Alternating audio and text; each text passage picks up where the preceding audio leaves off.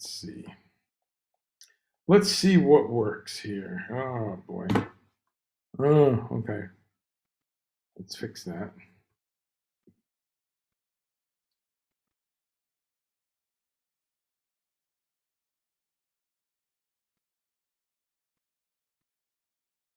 My YouTube link is broken. Damn it.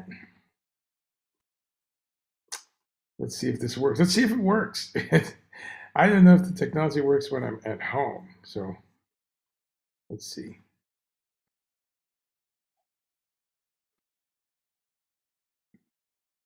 Okay, it's working. Tell me if you can hear me, folks. It's a little bright in here with hello. I see 3 people. Thanks for stopping by. Let's get set up here. We are live, Meatless Monday, from Berlin. We're going to do a lot of real-time production here, folks. John Goober, how are you, my friend?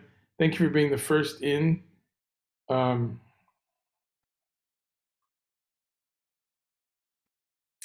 Let's see here.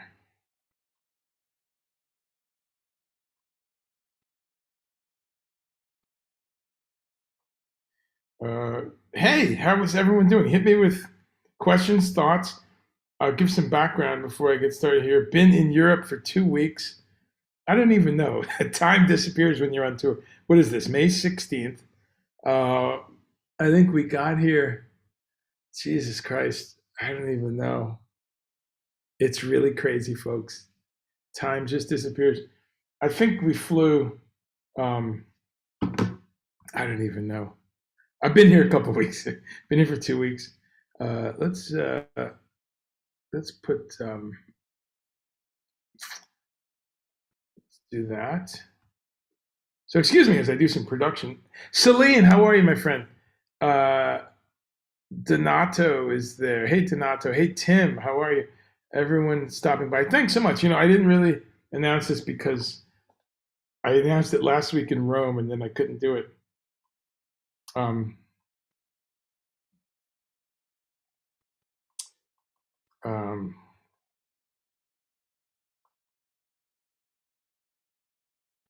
So we're just gonna have some fun, do this live.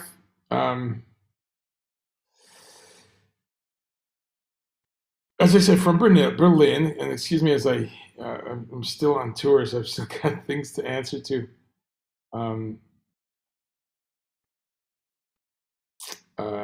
Damn it, I really messed up my YouTube link. So I cannot, can you fix this after the fact, I wonder? Let me try to do that in the background. Any Restream experts here? Because, oh good, it looks like it's broadcasting on YouTube. Oh, fantastic. That's important to me because I know a lot of people that hate watching it on Facebook. So, and I don't blame you. So it's, let's see. Oh, great. Oh, great. YouTube is on. Thank you. Thank you, Restream. By the way, a shout out to Restream. Because Restream has made my life so easy. I'm not endorsed by them. I pay a little bit for the version I use, but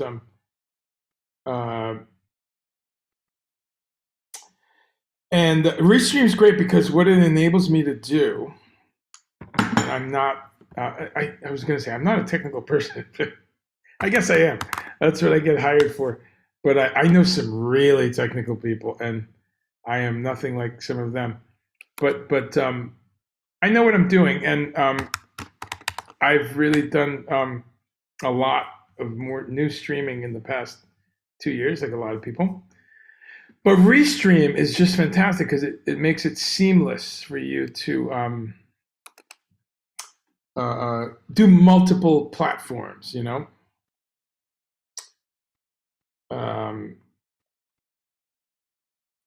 I'm sorry, folks. Sorry for this. This is rude. This is like being at dinner and being on your phone. But I got some technical things to keep doing here. So usually I'm doing this from home and I'm in my studio. And some of you who've seen this broadcast, you know that I've got all kinds of mixing desks and it sounds better and microphones.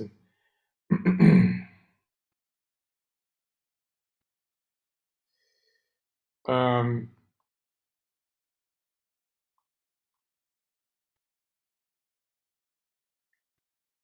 uh, okay. I have all my attention there. So yeah, it's one of the tools I use. There's so many in this incredible uh, technological age that we're in. Neil Alexander, my brother, how are you, bro? Miss talking to you, and so much to catch up with when we talk, dude. I'm on tour in Europe. We're back doing some music, and wearing masks and being careful, and cognizant of the numbers, but a lot to catch up with a lot of you. But my dear friend Neil Alexander, who just a dear friend and one of my favorite contemporary musicians.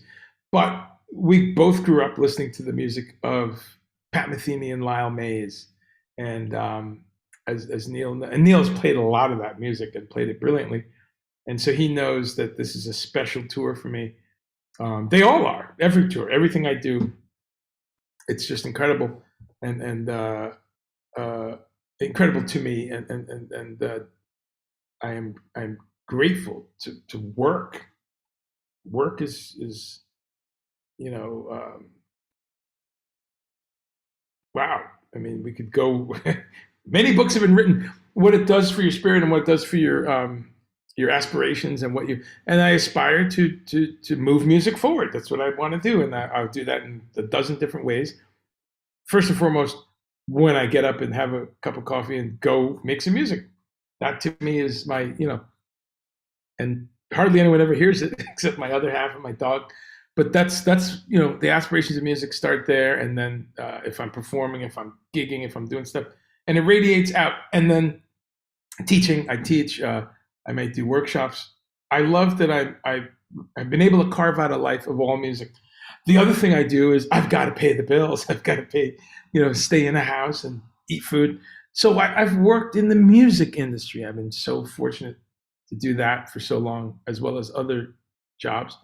But just talking a minute to kind of say that there's gratitude that I can still keep doing that, working in the music industry. And I've had some incredible times working for incredible artists. Those of you who don't know me or don't know I do that, if you look at guitartour.net, I've got all that stuff that I do.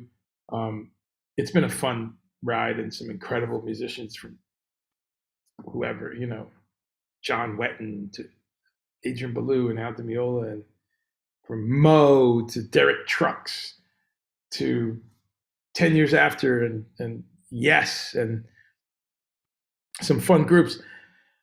But this tour is really something else because I'm able to work with, first off, an incredible crew, incredible people. Wow, that's not to be taken lightly, because a lot of times you're on a crew and there's all you need is two or three knuckleheads, and the whole tour is flavored. I was thinking about this the other day, and it's about the one bad apple sort of thing. And so I've been on a million tours where there's some people that are just sociopaths, and it colors it for the other 12 of us. I'm talking big crews. So this crew is so fantastic because everyone's just on point and doing their thing, and you know um, the positivity is great. And when there's heads are bumped, things are worked out, people talk.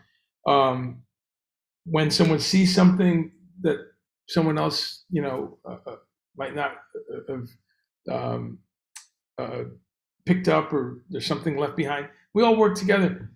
That's rare. So that's the first thing I'll say. That's great. Um, and it's just a cool management. It's a cool organization. That's not always true either. Sometimes you're working for groups and you're like, come on, man. The agents, the managers, it's a fucking headache. This is great, And Pat, uh, as you can imagine, works with very po- a positive group of people, which you can imagine if you're a fan, you listen to that music, it radiates. And so that's been great, working with folks. And then finally working with the artist himself, as you can imagine, and I don't talk about my personal relationship with artists, any of them. But it's great to get to know this artist that I've listened to for so long. That much I'll say, and he's the guy you see in the interviews. I mean, at this point, if you've followed his music, he's very, very public, very great in interviews, and very happy to always speak to the press. And I'm happy to say, as you would imagine, and this is true with many, many musicians, you can kind of tell, if they're out there in the press and stuff. That's the guy. He loves to talk about music, talk about art, talk about life, but it's music full on. This has really been, wow. I mean, I've worked in so many full on music situations, but this, wow. So it's great. So I wanted to say that and to catch up, because some people ask about that part of things. We're here to talk about food and whatever else comes up. So let's jump into that. I just came from a promoter dinner, which is the famous thing that you do on tours. The promoter takes you out to dinner. And that happened today. And what was really cool, I literally just run back, and I'm having as dessert. We can start the food with my dessert. I'm having some Ritter Sport. Oh, almost fell out. Last couple pieces of chocolate. Ritter, which is a German brand of chocolate. Not much of it's vegan at all. But there's two flavors that are. And I have a funny relationship with Ritter. Here it is again. You might have seen it, and you see it like in train stations and airports in America. You see it a lot in New York. It's not very universal in the US, but some of you might know the Ritter brand. And almost all of them are they have cream or buttermilk or butterfat or milk powder, some sort of thing. So I don't eat any of those. But years ago in Germany, you're perusing stuff, and German truck stops are incredible. One of the things I'm going to talk about today is Germany. And I'm going to say it right now. I'm going to throw down. Possibly the greatest place to be vegetarian. There, I said it. Possibly. I'm not saying it is, but quite. I fight in my mind whether it is or whether some other place I've been. I've been to 5 continents. I'm not up on every country and city on earth, but I got a pretty long list. Yeah, I've eaten vegan food in Kingston, Jamaica, Reykjavik, Iceland, Montevideo, Uruguay, Tokyo, Japan, Melbourne, Australia, Tel Aviv, Israel, Perm, Russia. We could go all day. I've been, Georgetown, Guyana, Port of Spain, Trinidad, 48 states in the USA, coast to coast Canada. I've eaten vegan food everywhere. My 2 notable exceptions are the continent of Africa, the continent of Antarctica. I'm working on it. This Antarctica thing I've been trying keeps falling through. But having said that, with a decent database, right? 4 cities in Australia. I mean, I've drilled down, folks, and and I'm here to say that Germany, out of all of those, competes for number 1 to be plant-based, to be vegetarian, vegan, raw foods, macrobiotic, pescatarian, any of the things you want to say. It's mind-blowing here. So on point. So we're going to talk about that a little bit.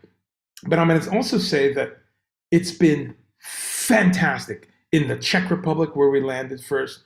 It's been great in Austria. We're only there a day or 2. Italy, always fantastic. Been there many times over the past 15 years. Italy competes also for best plant-based place. Where else have we been on this tour? One day in Switzerland, fantastic. Nothing I can say, not necessarily negative, but in the pros and cons. Switzerland's quite expensive because they got all the fucking money. It's the bank. It's the bank of everything. So, people are paid a lot of money. It's a place where you make a lot of money. So it's weird. The bar is high. They're like, yeah, this coffee is €8 or eight. We don't use euros. They're not even that good. We have Swiss francs. It's 8 Swiss francs for an espresso. Yes. I don't know what accent that is. And you're like, what? This burrito is 18 francs? Yeah, I'm making 200,000 francs this weekend. So it's okay price for me. Wow, Switzerland is crazy. I love it though. I'm exaggerating a little bit, but not by much. If you've been to Switzerland, you know. But the food, fantastic. So everywhere we've been, it's really great. I'm also celebrating 20 years of touring in Europe, and so I'm having a lot of thoughts and meditations around that, and giving thanks, and having great memories of good and bad. 20 years. I lost my partner of 20 years. I lost her 12 years ago. So that first trip 20 years ago, my life was different. And so we've all, like all people, we have ups and downs. So, but a real pensive tour for me because I'm thinking about, wow, 20 years of coming here. What have you learned? What do you still want to learn? What have you done? But the food, this through line of, I'm an advocate. I'm an advocate. That's what I am, and that's what I want to be. And I'm going to keep advocating natural living, and people expanding their food choices and things like that. So Germany, yeah, really. Some people might not believe it, but so that's the first thing. So we had a beautiful dinner, which I'm going to share some photographs, and let's see, say some hellos here. Derek, what's up, my friend? Gwen is here. How you doing, Gwen? I got your David Bowie. Was it a magnet you sent? Yeah, that was awesome. Thank you for that. A sticker. A sticker it was. Thank you. Neil has a big storm coming. Okay, yeah, shut your shit down, bro. Sabina, how are you, my friend? I got your message, and we'll see you in Leipzig. Looking forward to seeing you in Leipzig. Ritter Sport, right? So Sabine, there's 2 flavors without milk. Kannspüren mit Milk und something else. So what's spurin? That means can be contaminated with, right? Anyway, they make 2 flavors. There's the red one that is plain, that is just black, dark chocolate.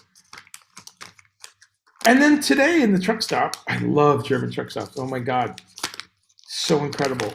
And this is the first one I really got to hang out in today. This is another one. This is just 81% dark chocolate. And it's from Ghana, and they have a whole fair trade sort of thing. And that's cool. Everyone's doing that, or a lot of companies. Anyway, good stuff. So I'm a little caffeinated, and will continue to be. Okay, let's talk about some food. I always ask what you had, and if you got any questions about the tour, about Europe, about Germany, hit me with questions because this is a good chance. I see a lot of comments that I might have missed already. How do we do this? Let's see.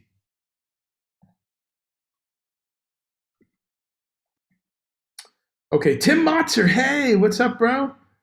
Love and Rose. Yes.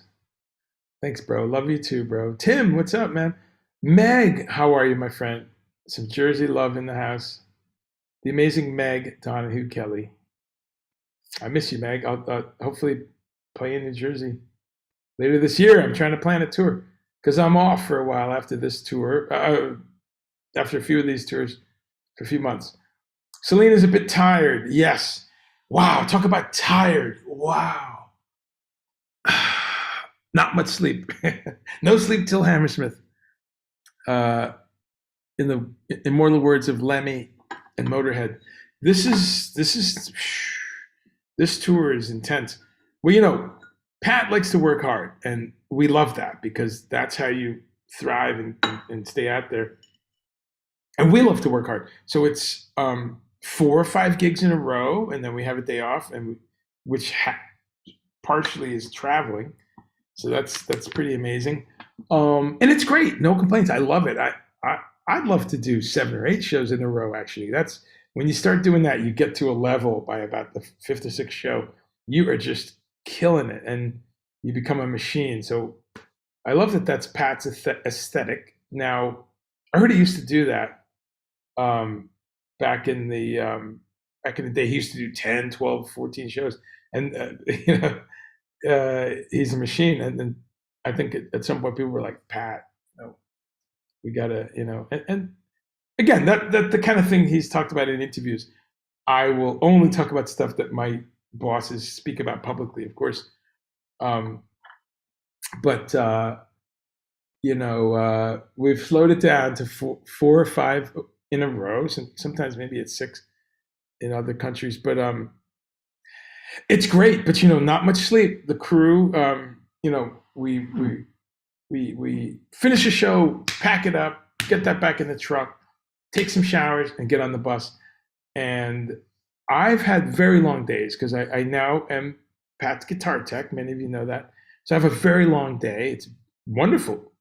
Again, nothing but just joy here that my day is filled with checking and maintaining and testing and tuning and changing strings and checking again and checking cables and jacks and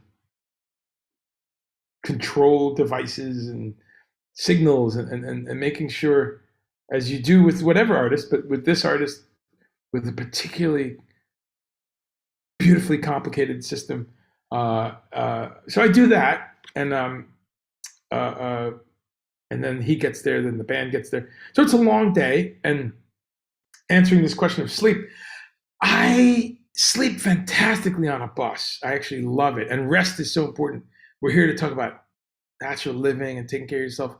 Rest is number 2 after water, I think, right? I mean, we can, for the human, for optimizing human functionality, water, rest, I would argue, and then you go from there. But so I sleep great on a bus. I love bus tours because you're in this dark cave. Basically, it's a bunk, pitch black, and the motion of the bus and the motor and the sounds. I love it personally. Some people don't. I've always loved bus tours. I've 20 years of touring on a bus, and but I only sleep about 5 hours tops. It's been a problem. 4.5, 5 hours. So I tend to be sleeping by 1 or midnight if I can on the earlier nights, and then I'm up, man, at 5:40. It's really a drag. Sometimes I go back to sleep. Sometimes check some email, do some stuff. But what's also great though is because I don't have time later in the day. That's I can get up and just go to the front of the bus. It's one of my favorite types of buses, the European double decker. So there's a front lounge, which means you're sitting above the driver, and there's a captain seat and a couple of couch and a couple of seats. Fantastic. So you can just you're watching. You've got the driver's view. You're sitting above the driver. I love it. So that's one of the most beautiful things of touring in Europe is to just be up at 7 in the morning, 7:30. Just beautiful, quiet.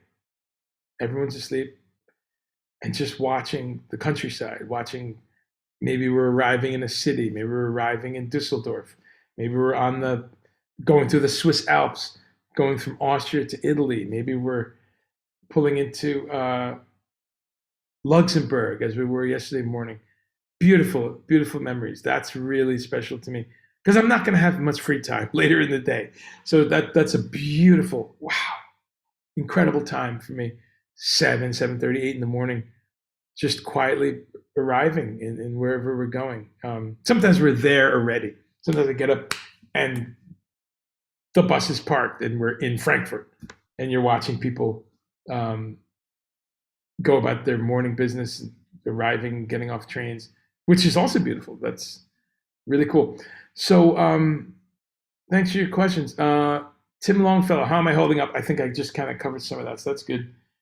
Restream, absolutely. Oh, cool, you're doing San Lorenzo. Nice, nice. Antoine, what's up? How you doing, my friend? Um, Christopher, good to see you. Dinner, I'm going to talk about that in a second. Um, wow, some great questions. Let me make sure I catch them all. Oh, and I got to look on YouTube because people jump in on YouTube. I'm on Twitch, Twitter, YouTube, Facebook. It's a woof. So, Benny Rodriguez, how are you, my friend? Good to see you, bro. Tra, tra from Berlin. Um, Derek says, I couldn't do it. Kudos to you, brother. Couldn't do what? Tired a lot of times. Oh, couldn't do. couldn't tour and do 14-hour days. Well, it's not for everyone. It's batshit crazy. Dean Matson, you're batshit crazy because you do this all the time. Good to see you, my friend.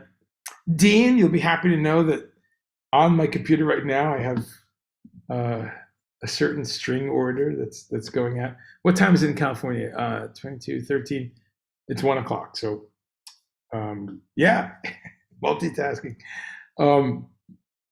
David Katz, good to see you. Have a big storm. So let's talk about some food. So tonight I just came from. Well, let's start with what I had at lunch, which is awesome. This is great, man. Now I usually skip dinner because I'm really, really busy between the sound check of the band and doors and the show. Excuse me. And what that means is I'm taking care of Pat's guitars. It's really, it's a lot of guitars to take care of. And let's share some pictures. Um, um, and um,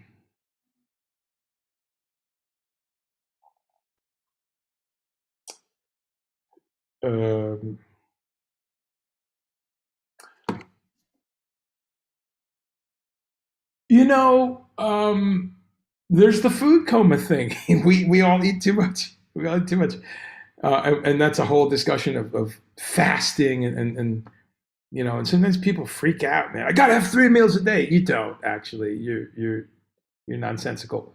You need to eat efficiently. Eat really really good quality food, energetic food, and you'll be fine. And the proof in that, when people wonder, is that people fast. If you're a religious person, you hear about 40 days of fasting, and you hear about Jesus fasting and people in the Bible. If you're person of a Hindu background or um, you know, Muslim background, uh, anything, Jewish background, every one of these religions. Um, I said Buddhist, right? Yeah, Shinto, whatever you can name. There's uh, uh, fasting is in every culture. African cultures, Central American and South American cultures. Uh, uh, as I say, many different Asian cultures, many European cultures. You fast, you cleanse, you just drink water for, and this is ancient in human history. So clearly, we can live without food. If we can do it for many many weeks, we certainly can skip a meal. I mean, come on, y'all. Some of y'all are having 2 dinners, so it needs to. But so I tend to eat a pretty good lunch, and then I really have not been eating much. Maybe a tiny light dinner because I find you're just a little more alert, light, and you just feel. And so that's been great on this tour because we've been having amazing food.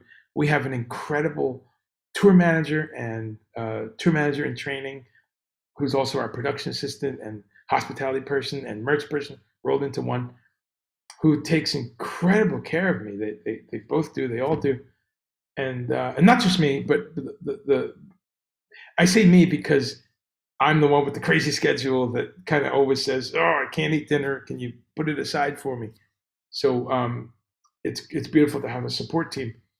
But I also say that on this traveling circus called Pat Metheny Trio Tour, we've got a vegan, another vegan, the keyboard player. He's Chris Fishman, amazing guy. We've got the drummer who's a pescatarian, Joe Dyson, who's a monster, pescatarian with no dairy. And we've got, without going down the list, we've got some people who are gluten free. We got someone else who's dairy free. We got someone else who only has chicken and fish. We have a couple people who are completely whatever, they'll eat whatever. Um, and then you have little preferences within that. But everyone loves good food, natural food, everything. So that's what we have on our catering. And what I love is everyone I just listed has exactly what they need. So it's really beautifully done. Every day at the catering, there's a vegan soup, which is so fantastic. And I've been on a bunch of tours that do that. And what's amazing about that is everyone can have it. Everyone can have it. If you're the biggest steak lover, if you do nothing but eat flesh, well, if you do nothing, then you don't want a pea soup. But you know what I mean. No matter if you love any kind of food, a vegan soup is really a wonderful thing. And I always urge people: if you're having a gathering, if you're planning for a wedding, an event, some kind of thing, do a couple vegan things at the base level of the appetizers. Duh, because then everyone's going to have it. That annoying niece of yours who's suddenly vegan and giving you pamphlets, she'll eat it. That cousin of yours who had 3 heart attacks and has been told to cut back on meat and hydrogenated oil and fatty foods and cholesterol, they'll have it. Soup is an incredible thing because it's so easy to do vegetarian. It's so easy to do vegan. So, and around the world, we find that, I will attest that wherever I go, whether it's Japan or Paraguay or Israel or Ireland or whatever, South Carolina, you can okay, maybe not South Carolina. You can very relatively easy, I'm just kidding. You can find a soup. So we do that every day. And then after that, there's a chicken dish or fish or something. And then there's a vegetarian thing, maybe tofu or something with legumes or a lentil stew or a curry. Always a salad, always fresh fruit, always dairy-free yogurt, dairy yogurt. It's really great. It's really been fantastically easy. So yesterday, there was this amazing, amazing food in Luxembourg. We had this wonderful woman, a chef, who was there for breakfast, lunch, and dinner. Her name was Micheline. And Luxembourg they're basically fancy French people. And that's said with love, of course. I'm going to get the Luxembourgian Defense Fund after me. But no, I say it in love. They speak French. They speak French with a little German in it. It's like a chocolate chip cookie with little specks of German, although speck means ham. And little bits of, it overlaps with Flemish a little bit. It overlaps with, anyway, amazing little country. It's a country that's a city. Wow, the food was great. Everything, all 3 meals. And for dinner, they had these incredible layouts for the vegetarians. And then I had mine to go. This was what I had. And if you can understand French, but even if you can't, let's take a look. You can really identify a lot of that, can't you? Right? Curcumin powder, paprika, ginger, legumes, you know what that means. Tomatoes, curry, all kinds of things.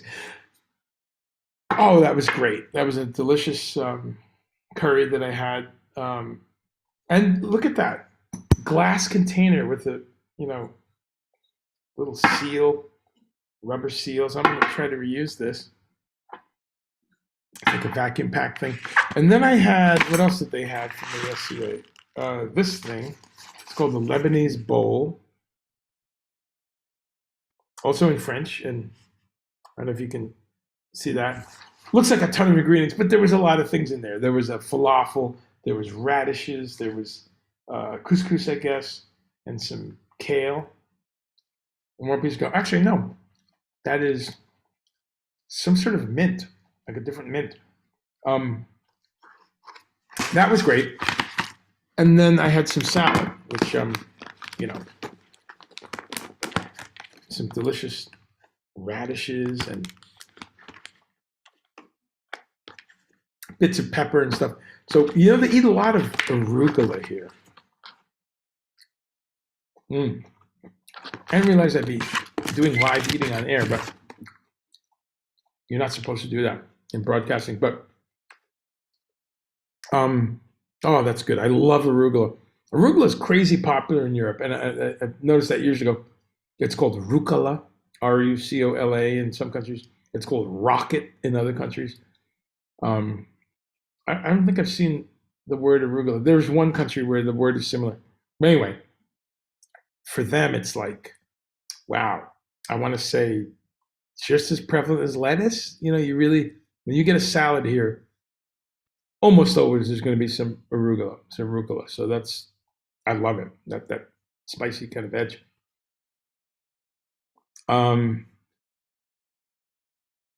Okay, let's see.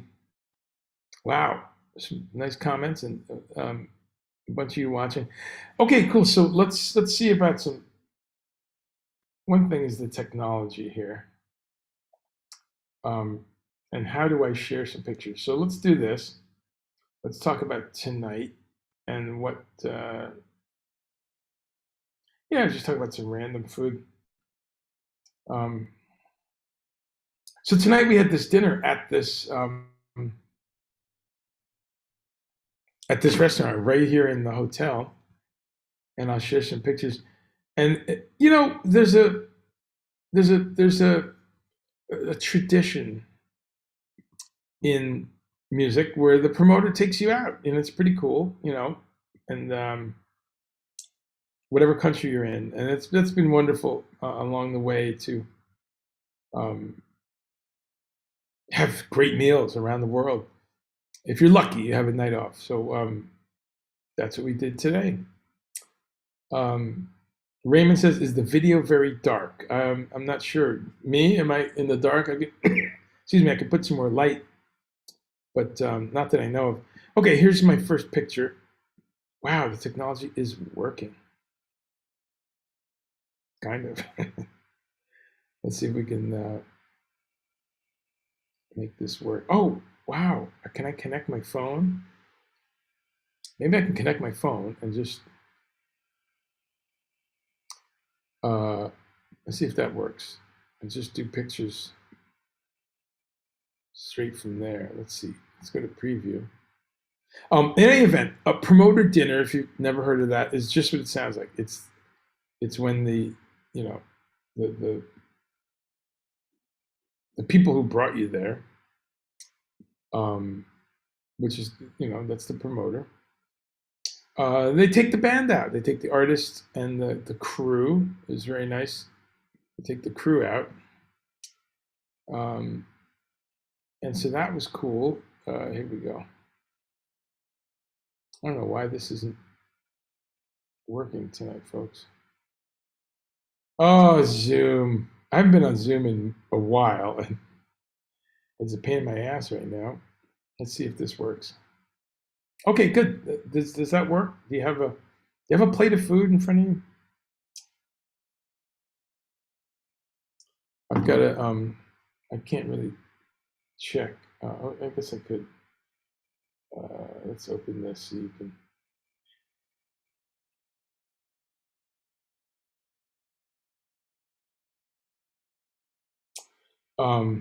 Let me see if I can monitor that. And I can't look at your comments for another couple seconds. Okay, good. It's working. Great. So this is, what the hell was it? That was my salad. Wow, what a beautiful salad. It's funny because the the waiter apologized. He was like, I asked for a simple salad because it wasn't on the menu, and he apologized. He said, oh, it's just going to be lettuce and maybe a few things. Beautiful, right? Look, just beautiful. There's some cauliflower in there and some very thinly, almost transparently sliced radishes, some delicious cherry tomatoes. Wonderful salad, and really nice places you could see, because you could see there's a water glass and, kind of, it was fancy. It was really nice. But that was delicious, and that was pretty cool. What else did we have in there? Let me go back to some of your comments. So Raymond, I don't know if the video is dark for you. Can other people help with production there? Tell me, is the video coming out dark to you? Here's a question on COVID. Yeah, COVID's fucked up, bro. It's still with us. COVID safety over here. It varies. Some places have been really on point. It varies. Some of the gigs we're going to, and everyone has a mask, and some of them they're not. Having said that, we test, we stay in a bubble, we try to do what we can. You know, it's definitely been tricky. Let me see if I can. Wonder if I can just connect this phone. Anyway, before I do that, I'm just gonna do it the old school way. So, in general, though, I want to make sure people know that it's really revolutionary here. I'm going to say that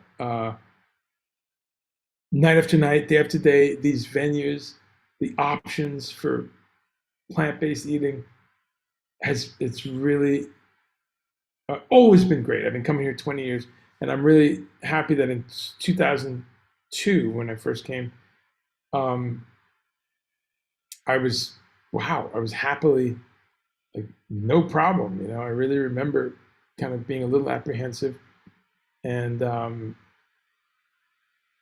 didn't have a problem at all. And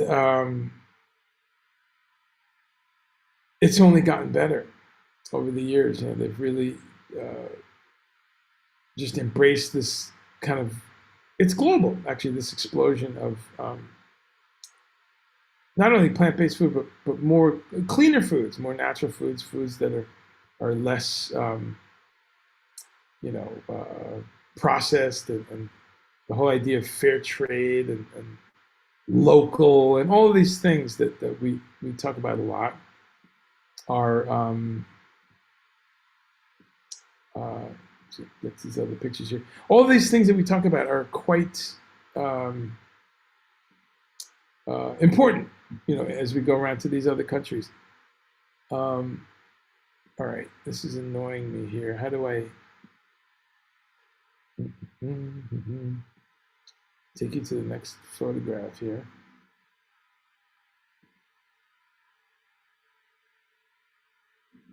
So I'm going to go back to the beginning of the trip here, and just some random stuff.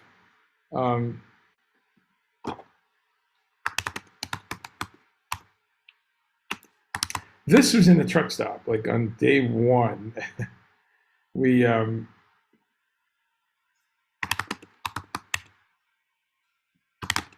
Berlin, there we go.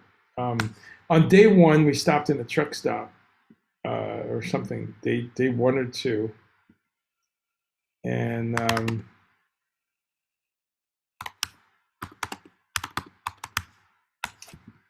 this picture is what I saw.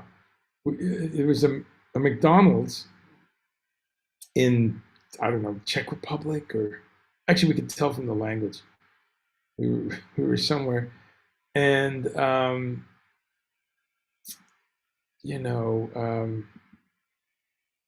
acorn. Okay, the keyboard player the keyboard player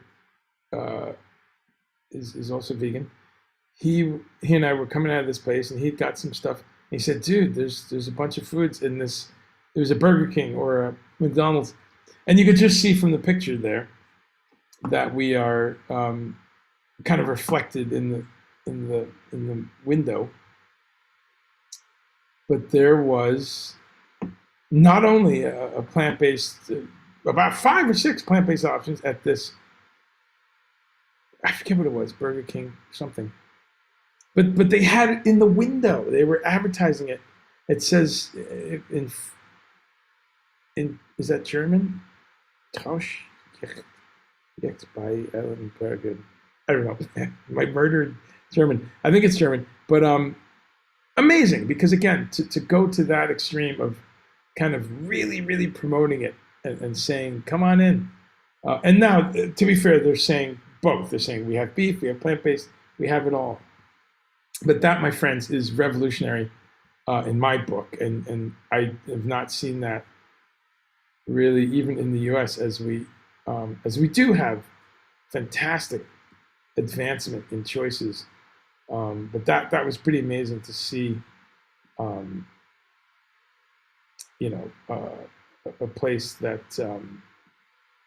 is yelling it on the window. You know. So okay, so here's the next one. Next fun picture here is, see what we got here. Oh, in that same place, so in that same truck stop, walking around, just getting a, whatever, trying to buy an orange juice or something. And I saw this. Wow, Magnum, those ice cream bars. They have a vegan one, and there it is, right in. So I have to emphasize, it's all about choice and the differences in choices that are expanding everywhere. And this was in a truck stop, right in the. I didn't get one. I should have. See, but my colleague got one, and he said it was awesome. But again, just to really emphasize that it's so prevalent, it's so available, and you see these in the States. I've seen these in the supermarket. In fact, I bought them and tried them. In fact, I don't know if it was the almond one in the U.S. I can't remember, but one of those flavors from Magnum. So that's pretty cool. So jumping around here. So again, tonight was a pretty fancy place, and the thing about fancy food is it's nice, but sometimes it's these smaller portions. And you know what, these kind of restaurants, it's more about the friendship and the camaraderie, chatting with people. The food takes 2 hours to really, but that's okay, because you're there to just have fun and absorb. Food for me is often like, I gotta go, like, how much time? Bring it now, go. Yeah. I'm always I'm always doing something else. So I do sit and enjoy my food. Please don't lecture me on that. I do that all the time, and I take my time and I enjoy it. Don't get me wrong, but often I'm working and I'm doing stuff.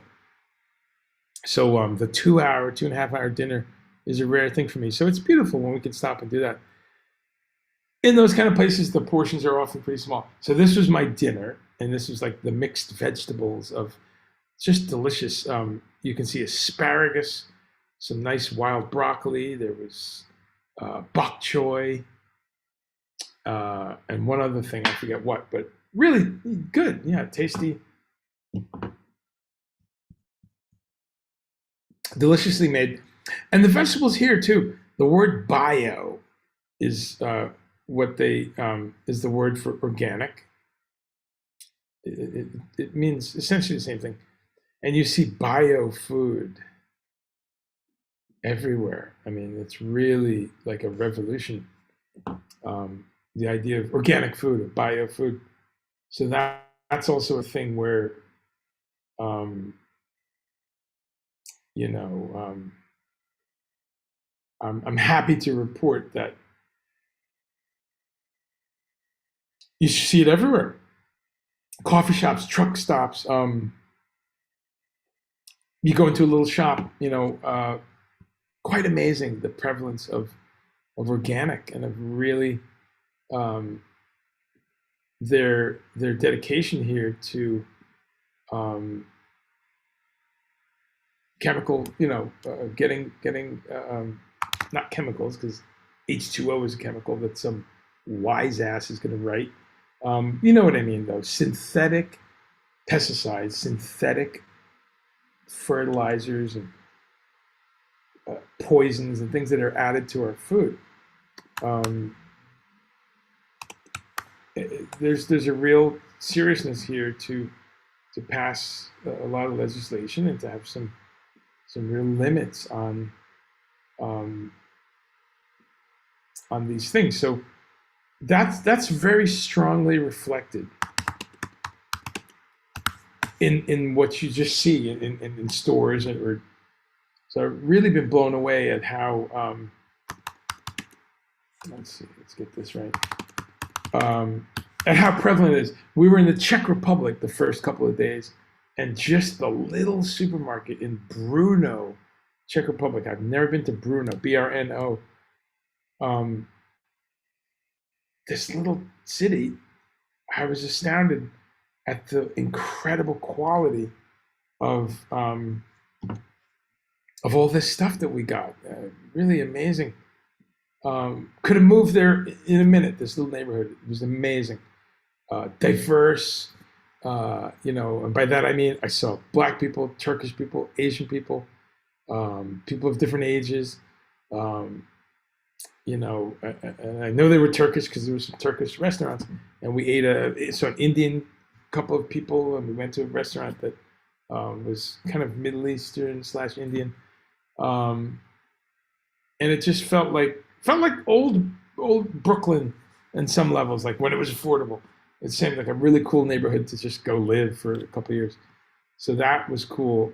But we went to this little supermarket and got all this great stuff. We were there for like 3 days, so it made sense to get some food. Here's another shot of something that I've done on this tour, and I've done on previous tours. This is some of my miso prep. So what I do is make miso soup in the hotel room, and I got some videos of it, but I gotta prepare those. So we're gonna get that down the road. But I have okay. So let's go clockwise from the top left where it says Emerald Cove, and that's my nori. So I got nori. I've got this cool little that thing that looks like a coffee cup is a kettle. I discovered that for this tour. Yes, it's a kettle about the size of a coffee cup, and it lets you heat water. It's fantastic. It's about 350 milliliters of water. So, 2 coffee cups or something worth of water. Enough to make a little soup, enough to make some coffee or tea. I've got a thermos on the right. That's what I cook my miso in. And then I've got some miso right there. Some of the best miso on earth is from Asheville, North Carolina, where I live. That's right, Miso Master, great company, Japanese style. Takes a couple of years, like any good fermented food. So I brought some of that with me. I just ran out. And then I've got a little jar of grated ginger. And then I need to just get either some fresh carrot or some fresh scallion every so often. And that's it, folks. You're looking at, I have that anytime. I can have that for breakfast. If you've ever been to Japan, or Japanese people, or Japanese culture, miso is incredible for breakfast. Incredible. Miso is a standard stock food in the morning in all areas of Japan, and I've been around Japan a few times, eight different trips, and every time enjoying the miso. I do not eat fish. I don't do the bonito, which is often part of traditional miso, but it doesn't have to be. They make it many different ways. But I make my miso. There you go. Looking at it right there, folks. That's my miso kitchen. And so I'm able to have hot, delicious, fresh soup in a few minutes. So that's been a really great um, addition to my, you know, my hotel kitchen vibe. You know, um, what else do we have here? So the Czech Republic was incredible, actually. It really was great in so many ways. Been there a bunch of times, and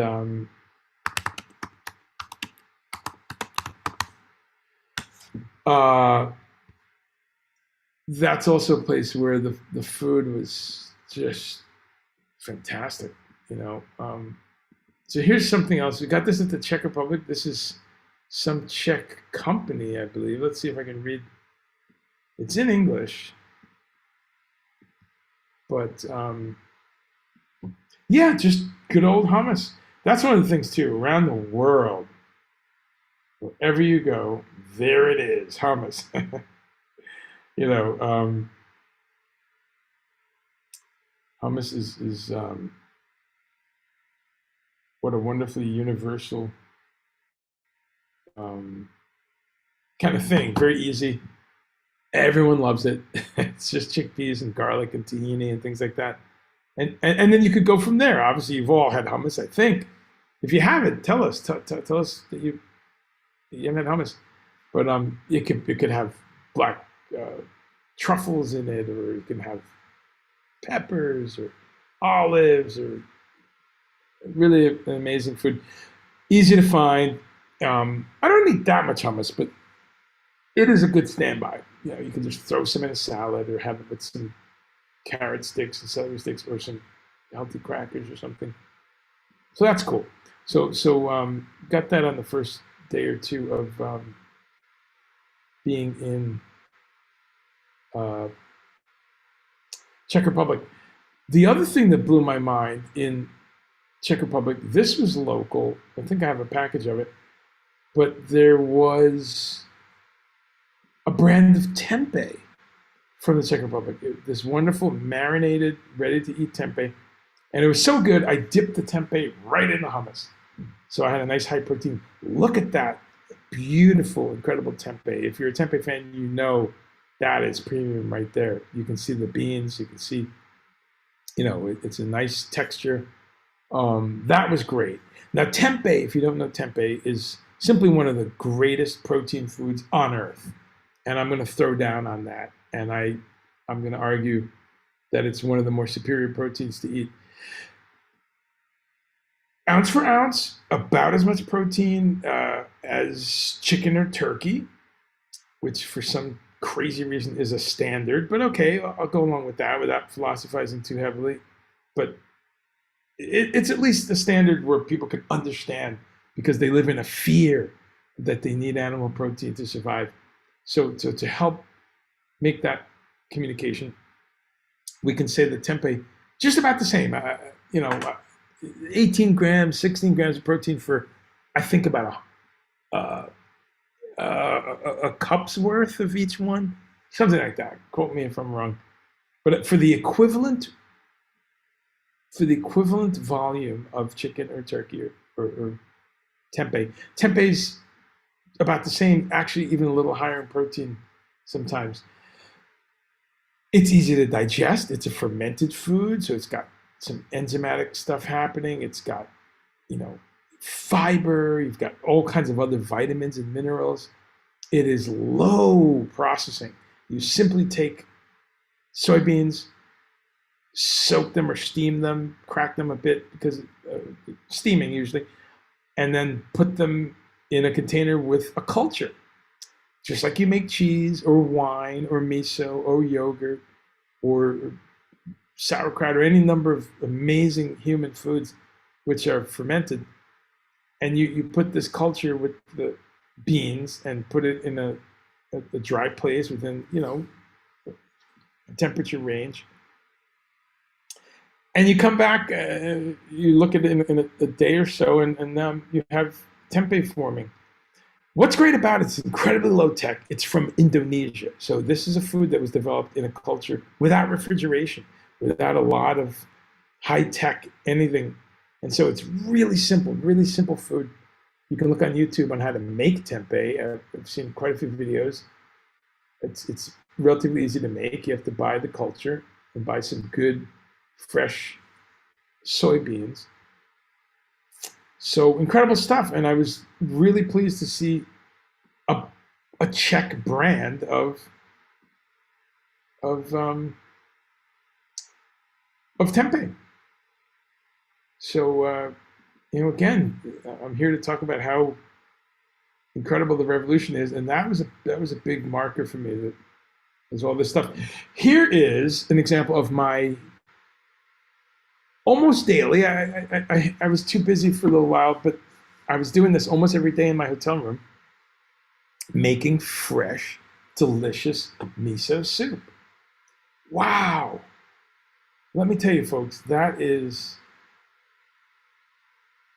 uh, just incredible to be able to have hot, delicious, gingery, healthy soup. And, this is one of my favorite things. And I've done this on a couple tours. In fact, in the US, where it's easier to, because I'm not flying, we take a Pelican. My other half and I, Robin, we tour a lot together, and we have a Pelican. That's a miso Pelican, and it's got a kettle. It's got two beautiful Japanese bowls and spoons. It's got nori. It's got dried ginger. We have some dried pepper flakes. We've got, sometimes some dried scallion or chives. We have a few things to make a variety of soups. And then we have some miso in there. And all we have to do is add two things every day: water and some sort of fresh vegetable. And that's the beauty of miso. If you've just got a scallion, you are home free. If you've got a bit of onion or a bit of leek or something, anything in that family, delicious. And you just grab that at catering, or you just could stop in a store. If you've just got some baby carrots, you cut two of those up and put that in the soup. A little celery, a bit of spinach, or even the little greens at the top of celery. You have a little cilantro. Really, miso is so incredible because it's about the miso, the ginger, the nori. If you've got that, then the rest is kind of, a very creative area. And you want to keep it simple. The beauty of miso soup is the austerity of it all, the simplicity of it all. So that's pretty cool. So that's something I do in the hotel room. I call it my hotel room kitchen. I've been doing that for years, but it's now at a level of, I'm going to say some gourmet shit. Let's see what we got here. Oh yeah, this was very good. So this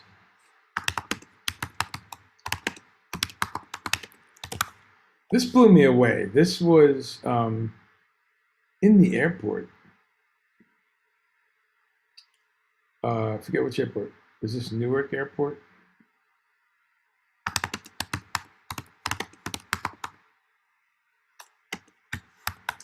I think I was in Newark Airport, and again, what's happening with this revolution? And it is. There's many revolutions happening around us. A lot of positivity is along with the negative shit. But one of the positive things is to see this food change.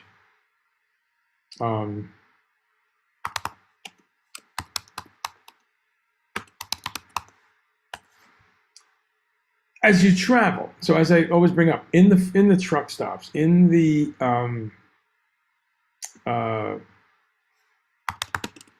airports, in the waiting lounges, in even vending machines. I'm amazed sometimes, depending where you are, you see some stuff and you're like, what?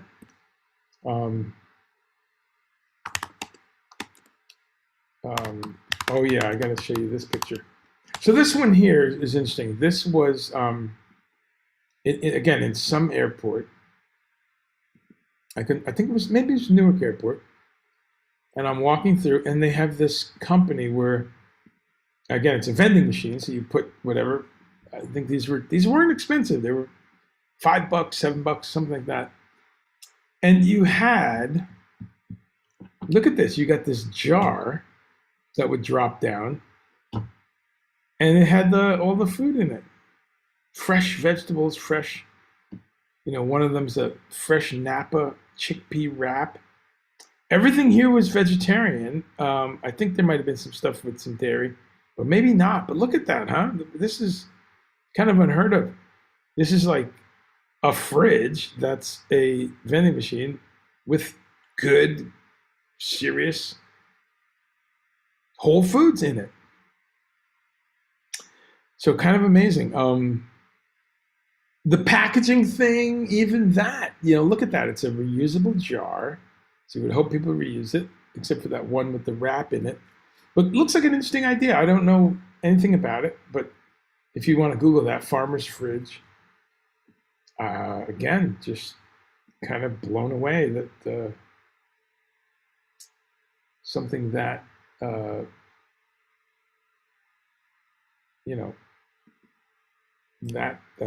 natural is just available in the airport. Here's one more picture of that situation. Explains a little bit more because of course, people walking by going, "What's in the jar?" And it says, "Fresh ingredients, bold flavors, each with a full serving of fruit or vegetables." So, how about that? So this argument, because people always make the argument that, "Well, I was traveling. What are you going to do?" Well, that's an excuse. People use that excuse for years. I ate like crap the whole month. Why? I was traveling. Well, that's on you. I don't know how you fucked that up, but okay.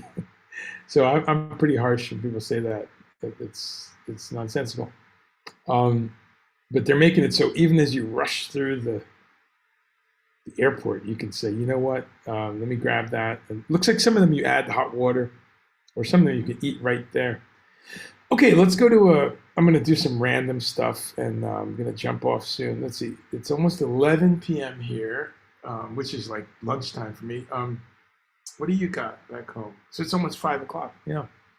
So I think, is that how it works? All right, so let's look at this one.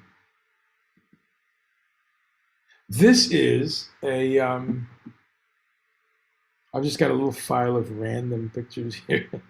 This is a random salad that where is this? Czech Republic. Okay. It's funny how food can just, so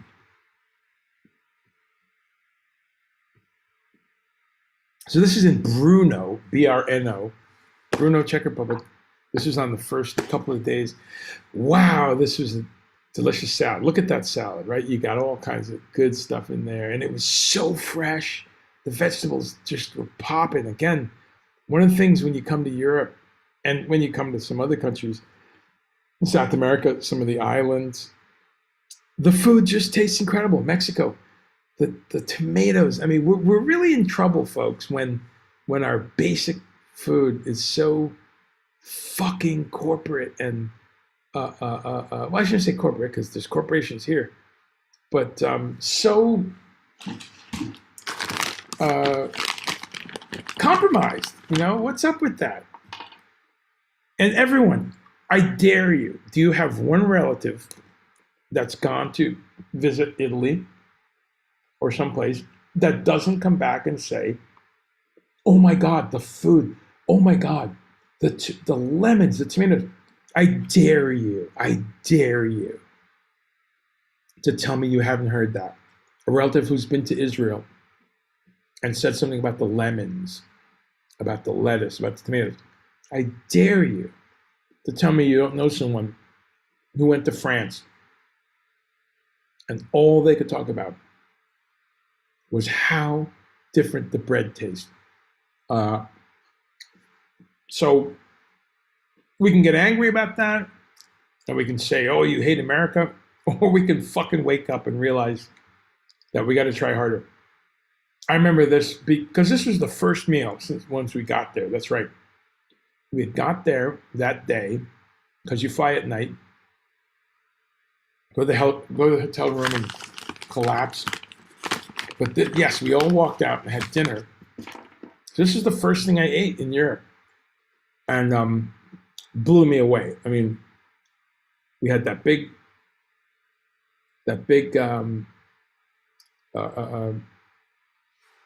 container of water with fresh lemon in it. That falafel was amazing on the left there, and my salad, and then a little thing of tahini. So that was really good. That was really hip. That was I forgot about that. I'm just going through old pictures here. This one was painful. This next picture is painful, folks. Man, this has hurt me to my heart. And I'll tell you the story. So we're in Austria now. I think it was the second or third gig. And I was really still figuring out. I still am. Tomorrow is like the 17th gig, I think. I'm still figuring this shit out. It's crazy. But no, I got it. I got it so it works every day. Knock on wood. All 16 shows have happened. Pat Metheny has had every guitar handed to him in tune. The Picasso guitar, let's say I've handed that to him in tune. I'm gonna go. I might have hit 90% actually. A solid 88% of the time, but I think it's in the 90s. Yeah, I'm being a little hard on myself. But that is a beast to tune, and we'll look at some pictures in a minute. 42 strings. Again, no excuses, just explanations that it's like climbing Mount Everest, and you can't do that very easily. Anyway, all the moving parts, all the things to know about his rig and his setup. This is gig number 2, so we're in Vienna, Austria, and this is the dinner that they make for me. I ordered it actually. Oh my God. And here's the painful part, folks. I never ate this food. I just never had time. And there was some mix up with the, I don't know, the local promoters and the people that work for them. And they took it away after the show before I could eat it. So, a tragic waste of food. Hopefully someone ate it. I said that. I was like, well, I hope, somebody took that and ate it. But you had this incredible mushroom soup on the upper left. The bottom left I was interested in. That is a lettuce wrap. Obviously they steam the lettuce or something. With a cashew cheese filling. And it looks like some cashew cheese on the side. And it looks like some pomegranate reduction with, just beautiful, right? It's very important to me that people realize that we're not just eating fucking celery and tofu, lumps of cold tofu. And I say that, and I'm going to curse because I want to be emphatic. I want to put exclamation points on stuff. We're tired of the imagery that we're sitting around eating rice cakes and hating our lives because we're not enjoying real food. I'm really getting tired. Almost 40 years. It's truly insane what people that never try other food think about plant-based food. It's amazing. I have a sense of humor about it. Of course, I laugh. I'm laughing at them because they're missing out on some incredible.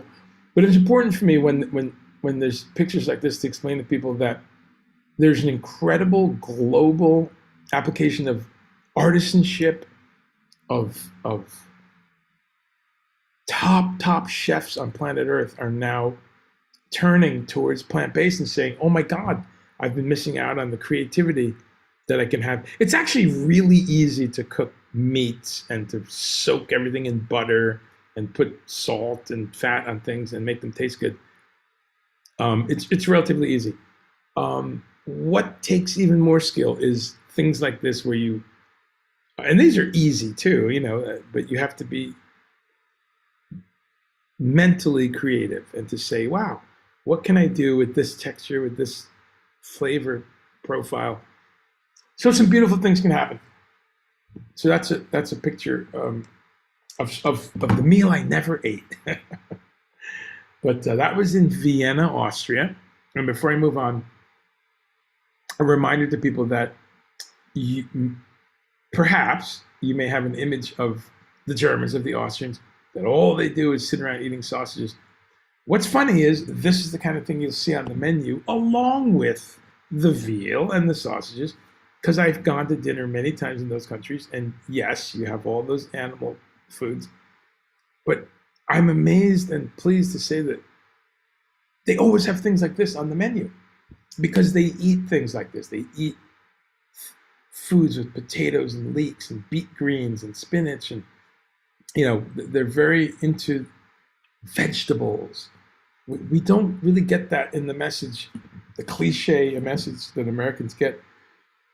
Americans, you say Germany, oh, they're eating sausage, yeah, knockwurst, bratwurst. Wow, it's so typically provincial. Yes, they eat those foods. Of course they do.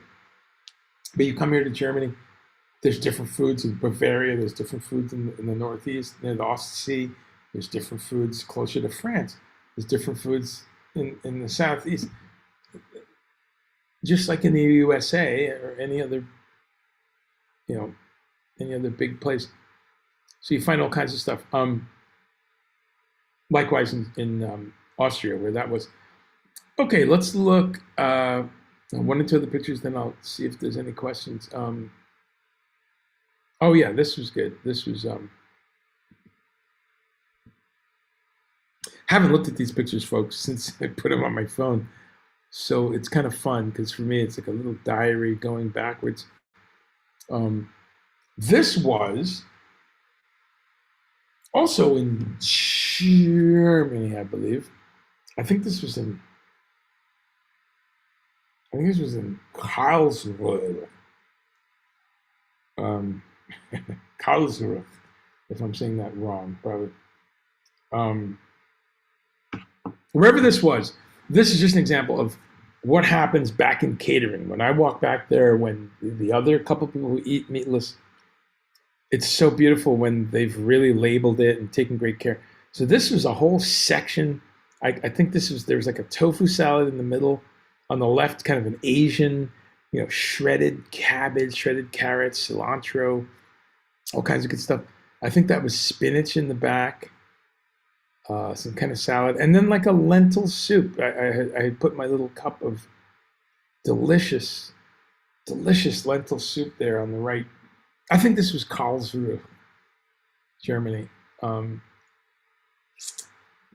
Yeah, can't remember, but it's a food diary. Let's see what else we had. Hey, Randy Tabor, how are you, my friend? Randy is here for his first Meatless Monday. Thanks for stopping by, my friend. And hopefully you're having a Meatless Monday. This is another one. This was, this was breakfast in Karlsruhe. Karlsruhe. I'm sorry, Germans, if I'm butchering that. Wow, this was a good breakfast. Look at that. Now, first thing I'll say is how superior the hotel breakfasts are over here in Europe. There ain't any competition, folks. I mean, eating some chocolate here. There's just nothing like it. I mean, I've been to fancy restaurants in the USA where it's a fancy restaurant.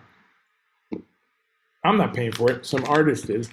But even rarely, if I happen to pay for an expensive restaurant, which believes me, is super rare. But you would think, I'm sorry, an expensive hotel. You would think a hotel that was $175 they throw you a little breakfast. No, it's the same bullshit, shitty white pastry, white flour pastries, crap coffee in a styrofoam cup. Maybe they have real cups at that point, but a bunch of cereal and maybe some horrible eggs that were poured out of a container. Some miserable fruit, a couple bananas. You've been there. It's insane. In Europe, in England, all these continental countries, the breakfast that's included is always on point. And I'm saying simple places that would be on the level of like a La Quinta or a Holiday Inn Express, you will get a solid breakfast. Now, this was kind of a nice place in Karlsruhe. This was a couple clicks above average. And this was my completely vegan breakfast that I sat down to. Vegan baked beans, which most of the time they are. You have to check. Once in a while, there's baked beans with pork, but I've really only seen that like once on tour. The baked beans, I have a little dollop of mustard in there because I love mustard. German mustard is incredible. A little salad on the top with very obvious, fresh vegetables. Delicious, amazing, delicious vegetables. On the bottom, I rarely eat bread. I just, unless it's incredible and it's multi-grain or it's whole grain, really stay away from white flour. So Italy was interesting because I had pasta once or twice, but I'm going to say it. Pasta is garbage. I said it. It's mostly like mainstream pasta that's just white flour. It's garbage, and it's boring. Italy is much more than pasta. That's actually a cliche, and you can eat a pasta-free Italian meal every single day. There, I said it, and I did it. I did have some pasta a couple times, but we were in Italy for like a week, and I ate hardly any pasta. Anyway, I hardly eat bread, any flour, unless it's, again, whole grain, very clean. The Germans do some of the most incredible bread. It's funny because the French get the credit, the Italians get the credit. Folks, the secret weapon are the Germans. The Germans have this range of these incredible whole grain, dark, dense, just incredibly fresh breads that you can get at a breakfast, things like that. So this bread, you can look at that bread. You could, if those seeds were plantable still, you'd have a farm, right? You got sesame seeds, sunflower seeds, I think pumpkin seeds. So this multi-seed, multi-grain bread, I should have taken a picture of the bread when you tear it open, but it was like the real deal. If you've ever baked bread, you know the texture of tearing open that fresh bread and the kind of gluten consistency, the amazing. And this is a breakfast in a hotel. So what else do we have? Some delicious grilled tomatoes and some grilled mushrooms. And with the mushrooms, the tomatoes, and the baked beans, you're most of the way to a full English. So how about that? The little thing I have torn open there is a delicious line of pâtés that's very popular in Germany. And there's about 10 flavors. They're all completely vegan. You can see a little bit of the tomato style and the green one, I forget, but everything vegan. Yeah, just these little wonderful pâtés made from mushrooms and tomatoes and, white beans and Knoblauch, which is garlic. Each one's different. Some of them were whatever, asparagus cream or just these cute little pots of spreadable that you just spread on your bread or things like that. So amazing breakfast. And this is pretty normal. If you stay in like the same chain of hotels in Germany, this is what you could eat every day. And if you like eggs, there's usually an omelet station. There's scrambled eggs. Of course, I'm not going to put the pictures up of the meats but if you do eat that stuff, there's all these fresh slices of various meats and cold cuts. There's cheeses and wonderful cheeses. I mean, German cheese is also quite incredible because the laws are strict about how the cows are fed and the antibiotics and all those things. So this breakfast, you're just looking at the vegan stuff. You can just interpolate from here. If I'm able to have something as top shelf looking as this, the options for everyone were pretty high, and sure enough. So that's another one. Welcome to my food diary. If you're just tuning in, this is some of the stuff on tour in Europe. Just having some fun talking about it. Here's another one. This is also just in that same day or a couple of days in Karlsruhe, Germany. A restaurant that we stopped, myself and the pescatarian drummer and the vegan keyboard player. We were out on a walk, ready to eat anywhere really, because we're all pretty flexible. And we saw this and we were like, I mean, no brainer. One of the beautiful things in Europe is the influx, and this is true in Europe for thousands of years. Europe is in whatever, in the places that you go, far more diverse than people might think. There's certain parts of Europe that a lot of Turks. Other parts of Europe, a lot of people from Ghana and from Western Africa. Other parts of Europe, a lot of Indians. In Holland, Netherlands, a lot of Indonesians, tons of Indonesian people, tons of Surinamese people. So Europe, for various reasons, some of it's colonialism, some of it's horrific shit that went down in the 14, 15, 16, 1700s. There's various reasons. But some of it is just a long history of immigration and people coming in. So one of the things you find is a lot of Asian food in certain swaths of Europe, and especially Germany, especially Netherlands, Czech Republic, incredible amount. So you find a lot of really top quality curry and Thai food, and this place had both, but was also obviously quite vegan focused. So as you look at this menu, you can see, wow, okay. I mean, you have to go to Brooklyn or Berkeley or San Francisco or something to see a comparable. By the way, this is a sandwich board out on the street, just advertising in a very kind of popular kind of tourist area. So the bullet points here are, it's talking about gluten-free, it's talking about vegan, it's talking about, this clean food kind of revolution. And they're advertising on the street because they know, yeah, this is, at this point, a popular selling point. We really should, that was great too. That was another great place, great meal.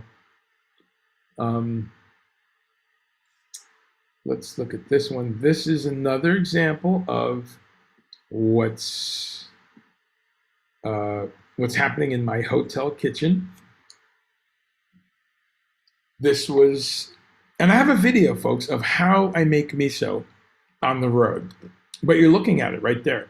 From the top left, you've got my new kettle on the top left, the light green thing. I love that thing. Boils water in like 3.5 minutes. You got my kettle, which is what I put everything in. And then what you do, folks, is you get one of those travel, not my kettle, my, what do you call that? Flask. Just get a camping flask like that or a soup flask. Very cheap, very simple.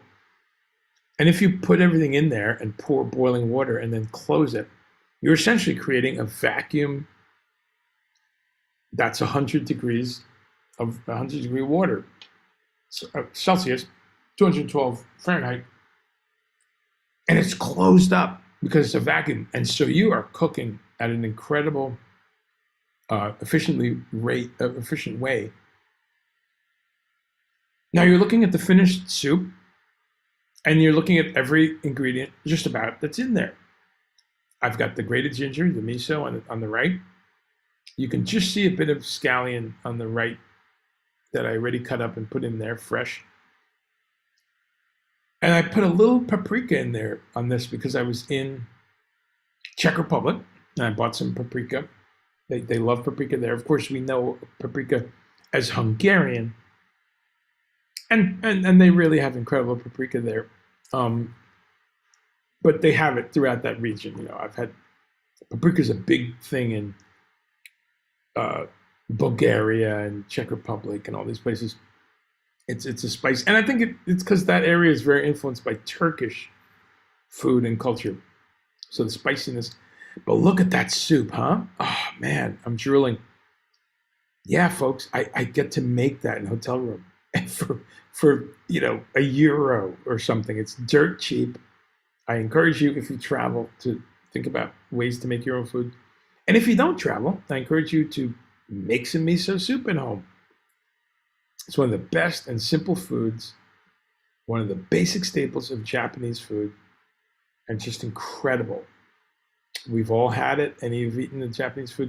And it's funny, I was talking to a friend the other day who said, I love miso soup. It's one of my favorite things, but I never have it except at a Japanese restaurant 3 or 4 times a year. And this person was saying how they can't believe they've never tried to make it. And, so there you go. Simple stuff. Let me jump back to the thread and see if I get some questions. Also, let's look at YouTube. Hey, there's people on YouTube. Alan Gowa, how are you, my friend? Make Weird Music is here. Hey, Anthony. Yes, it's a hotel stream, and you can eat well or poorly on any diet. Thank you, bro. Exactly. And yeah, that's important. Maybe I don't point that out enough. You remind me of that sometimes. You know why I don't point it out that much? The part that there's vegans that eat poorly, and I do though, and I always point out that I used to work in retail for 15 years and would deal with tons of vegetarians and vegans. Not tons actually. Let me be honest. A couple. There's a handful who lived on potato chips and Amy's, frozen dinners, and maybe they found some candy bars that were vegan and they ate too many of those. So that happens with teenager vegetarians, teenager vegans, some adult ones, but usually it's something you do because you're a teenager. The reason I don't bring that up that much is it's outnumbered 2 million to 1 by the teenagers who are eating cold cuts and eating McDonald's and eating chicken nuggets and eating all the other bullshit. So it's not mathematically a concern to me. So this, we don't need to be fair and say, people fail at a vegan diet because there's hardly any of those. So it's a funny thing. Having said that, I love to be fair, and thank you for that reminder that you have to eat a balanced, nutrient-dense diet with low inflammatory input, no matter what you eat. That's, to me, like the most balanced way to say it.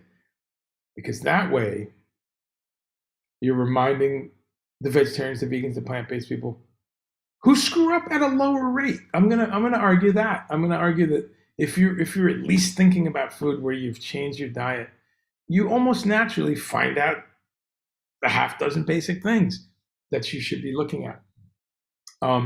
So the rate of failure in people who get into a natural diet or something, the rate is lower. See what I'm saying? The rate of failure in the standard American diet is horrifically high, as evidenced by our hospitals and our 3 or 4 leading diseases: heart disease, stroke, hypertension, and then right after that, the amount of diabetes, high blood pressure. So, but again, tangentially, I always thank someone to remind me to always say that you've got to, if you're eating a vegan diet, this should be something that you're seeing a lot of. Okay, not plastic containers. We hate those. This is a nice reusable one, and I'll use it a few times. But you want to see some radishes. You want to see some fresh peppers. You want to see some arugula and some. This is a bit of a tired salad. It was a couple of days ago, but I grabbed it out of the bus because we were rushing out. But you want to see that. You want to see in a good vegan diet. You don't want to see a bunch of frozen, rice bowls and things like that. Sure, have that once in a while, and I love that those are now available in Target and in this place and that place. And I always present that balance. But what you want to see is this in a vegan diet. Is that on camera? You want to see cashews and almonds and Brazil nuts and walnuts in your diet. You want to see apples. It's funny. A lot of vegetarians miss that. So there's a walnut as I go over that. Pasta is garbage. LOL. Yeah, there I said it, Anthony. And I say that with quotes. One thing I'd like to study more is how was pasta made in Italy in the 1500s, in the 1700s? Because they were obviously using whole, unbleached, unprocessed, unbromated grains, all organic. Everything was organic pre-1900, pre-1920 even. So that's a fascinating area to me. I'd like to find out. I've read a bunch about bread in different cultures, and of course it was whole grain bread. In fact, in a lot of cultures, you ground that grain. You had the grain, right? And you ground it up in mortar and pestle kind of a thing. Oh, not that, in a machine. And you, or by hand. And then you cooked your bread. It was a laborious thing. So bread was an incredibly dear and expensive thing at one point. And in fact, our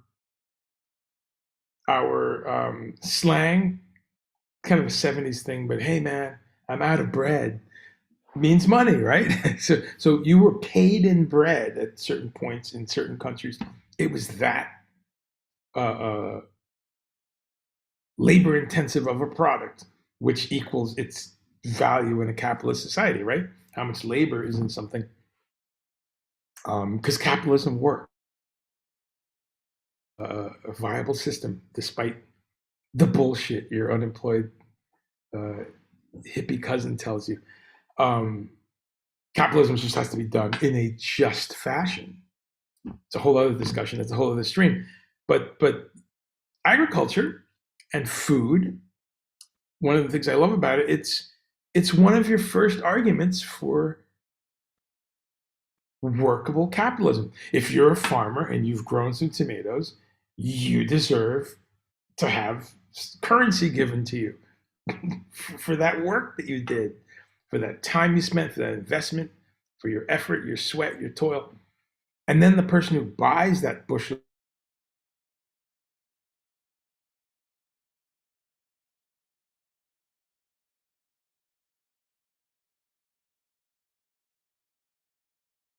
with it and brings it to market, they deserve a little bit more than what they paid for it because they're adding value. So these are some basic things. So that's why food is so cool as a example of all this stuff.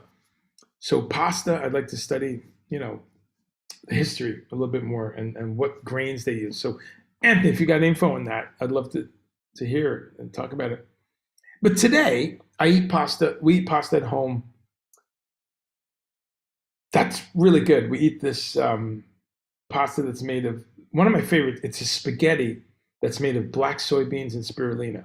I know, you might roll your eyes, but it's incredible. I mean, basically anything that's a flour can make pasta, and some of it's going to suck and fall apart in the water, and some of it's going to be really good. And we're at a point now with gluten-free cooking or gluten-free items in the States and around the world that there's some really good stuff. So we get these chickpea rotini once in a while. We get this penne that's made from lentils. We get the spaghetti. So pasta, yeah, if you get some good stuff. But yeah, white flour is garbage. It's for paste. It's for children to make glue out of. That's what flour is good for. Thank you. Germans don't get enough credit for their food. Absolutely, bro. And I don't know when you tuned in, but that's when that's what I've been talking about. Love you too. I'm glad you stopped by. So let's go to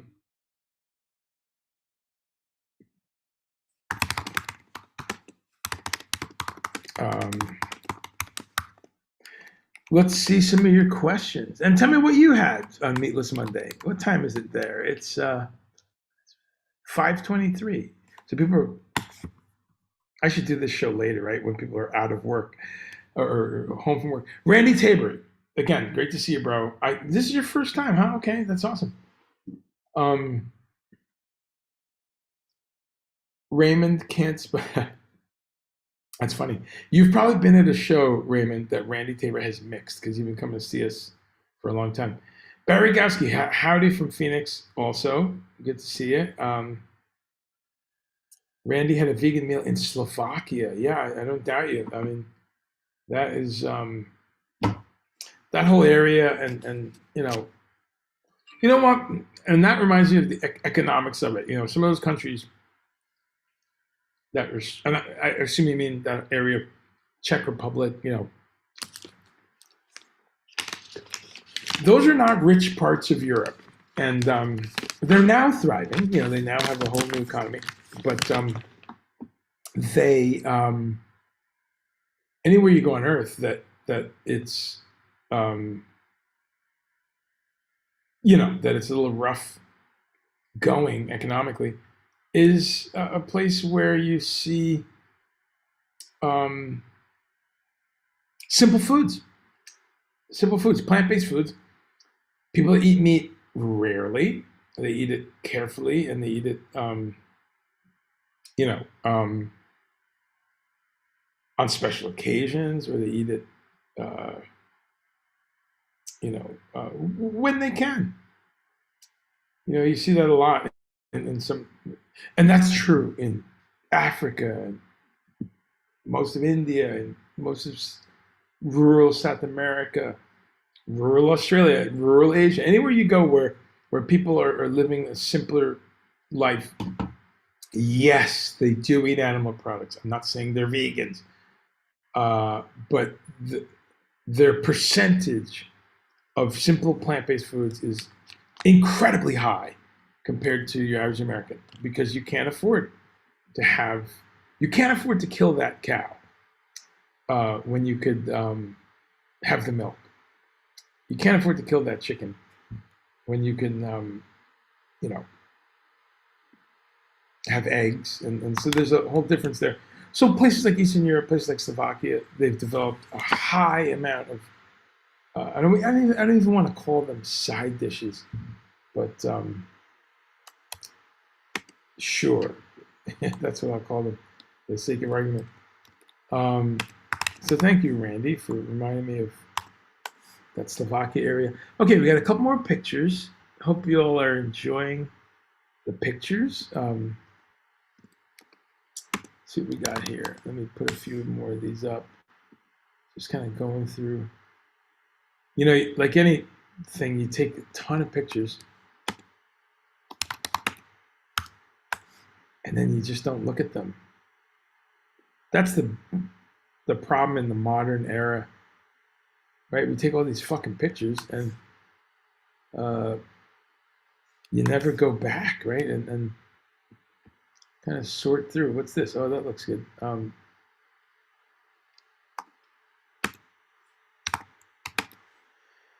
So, questions, thoughts. I'm going to close by maybe talking about some of the music if someone wants to hear about that. But yeah, this is the food show. Notice I'm not even talking about the politics. I have to quickly say, of course, on my mind is the horrible tragedy in the U.S. Yeah, which one, right? It's like every fucking day. Um, but this was really a bad one for a number of reasons. And I'm, of course, speaking about the tragedy in Buffalo. On some level, here we go again with just guns. I mean, we're just numb. I get it. We have a Second Amendment, blah, blah, blah. What I hate is as soon as you bring it up, some asshole has to point out, well, it's our freedoms.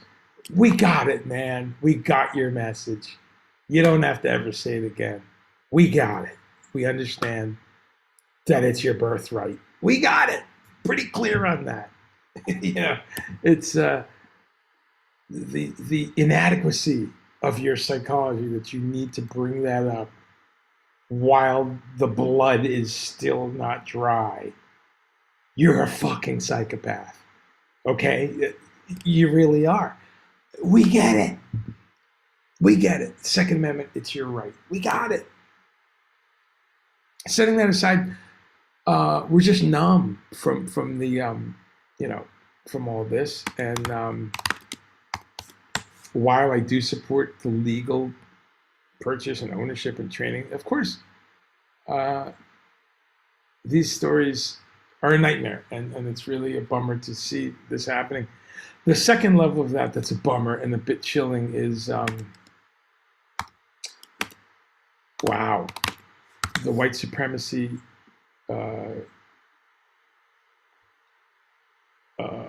what's the word? Component of this guy, of this young, really maniacal killer. To see that thread, and he's not alone, and there's vast amount of groups spreading his message.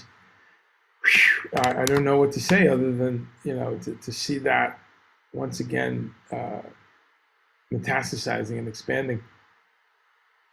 We're in trouble, and we're in real trouble when, if you Google this, if you don't know this, please Google white supremacy police, USA police infiltration, or anything like that. When you see how many cops are down with this guy's fight, when you see how many cops are now in the police system, no, I didn't just say all cops are white supremacists. Again, I despise you people who take what I just said and say, he thinks all cops are white supremacists. Didn't say that. And I didn't say that. But there we go, right? No, I said some non-zero number of them are, and that's a concern for all of us. And it's an increasing number, it's an alarming number, and it's a number that we should stamp out, but we're not even lifting a finger. This kid reminds us that he's going to have support. The other thing I would like you to Google is white supremacist prison guards. Just go and look at how many articles there are about this problem. There's a big problem in Florida where they uncovered a whole bunch of guys and gals. This is a gender-free problem. There are racist, white supremacist women as well. And big problem in Florida. Shocker.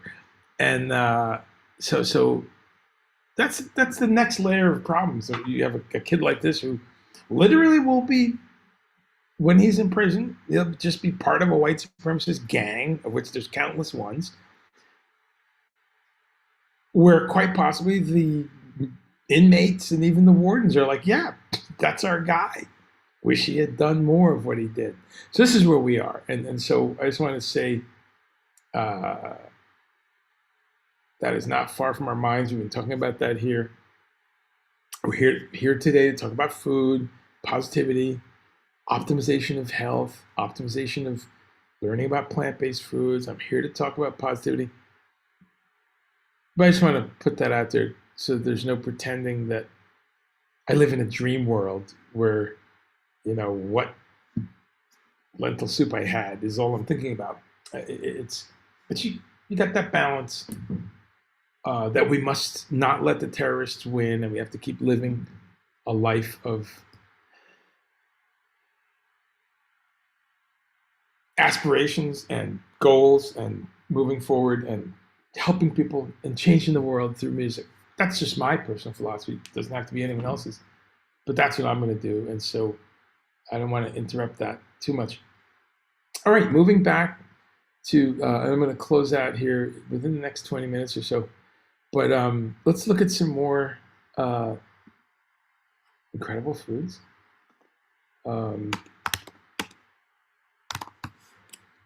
And feel free to throw your questions in, your comments.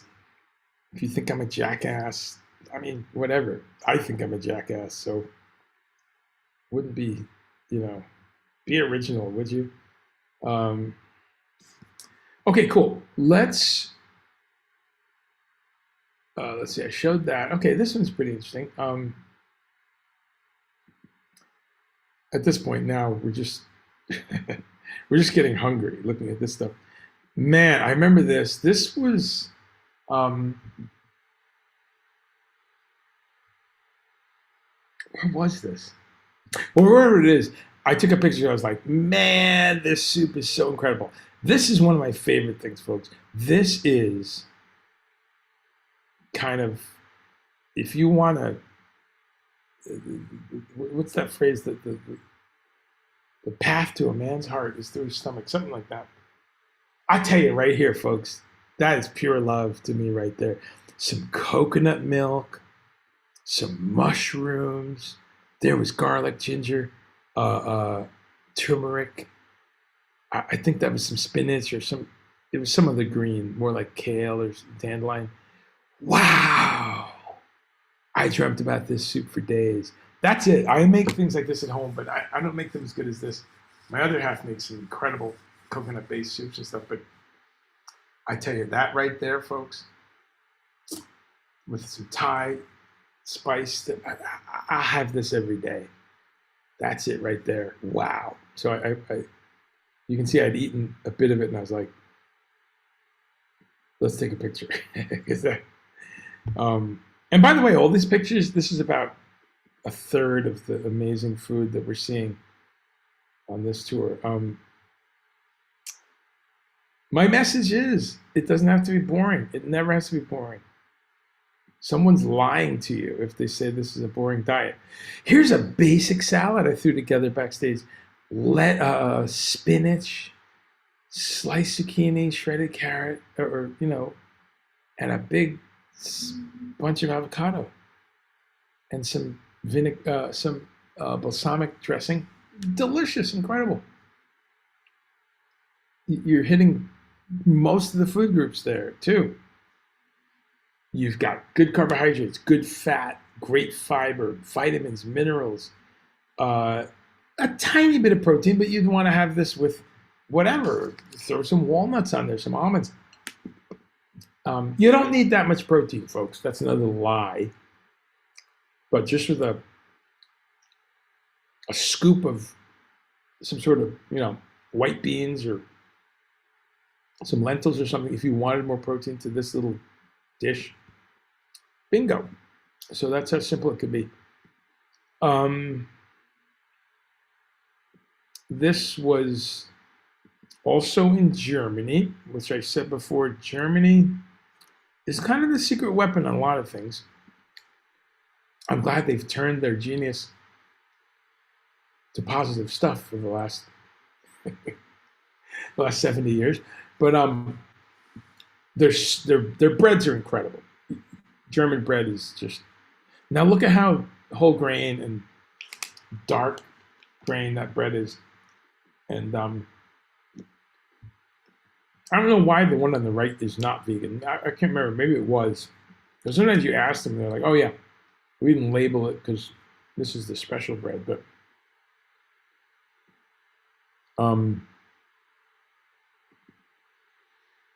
this was incredible too. The Czech Republic, I'm going to share a little bit of the supermarkets there. One supermarket. This was a section of the supermarket in the Czech Republic where, again, people just don't even think about it. Huge section of vegan foods, and those are all vegan burgers on the top there, and on the left is some tempeh that I got. I forget the exchange rate, but it was incredible. Like that $42.90, I think was $2 or $3. So really great exchange rate. But they had all these incredible options in this one store.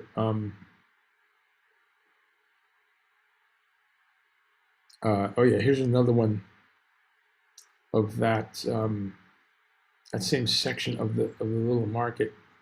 It was a small little market too. It wasn't even like a major supermarket. That was interesting because, again, sausages are huge in this area, Eastern Europe. No one's going to downplay that. But they have all these vegan versions. So this means people from these countries, from the Czech Republic, from Germany, want to eat maybe the traditional things that their grandmother might made, that they grew up with. They want those flavors. They want those textures of the pork sausages, the different types, but they don't want to contribute to animal slaughter, animal cruelty. And so they've developed these Eastern European style sausages and cold cuts and things that are made from natural sources and all available in these countries. So I was just happy to see that. And I didn't try any of those, but just good to know it's there. And quite popular. And then, for vegans, there's treats and there's kind of junk food too, of course. But let's see what this was. This was backstage in the coffee station. Just some vegan options. And you look at the ingredients and everything's real. Everything's, no kind of artificial weird stuff. So this company, Vegans, is really cool. And I've talked about them before. A German company. A friend of mine has worked there for years. And they're really incredible. They do a lot of stuff in Germany around animal rights, around, changing people's minds and stuff. So Vegans, you can go to their website, vegans.com, I think it is. This was something we saw quite a few times in this region, a very delicious and natural soda that you can find. Bionade is the company, and they're all fruit-based and have some organic, cherry extract or, blueberry extract, things like that. Regular natural sugar, nothing artificial, and not very sweet at all. We found that was really cool. So they were just like seltzers, kind of a sweet seltzer with some. So just mentioning that in passing.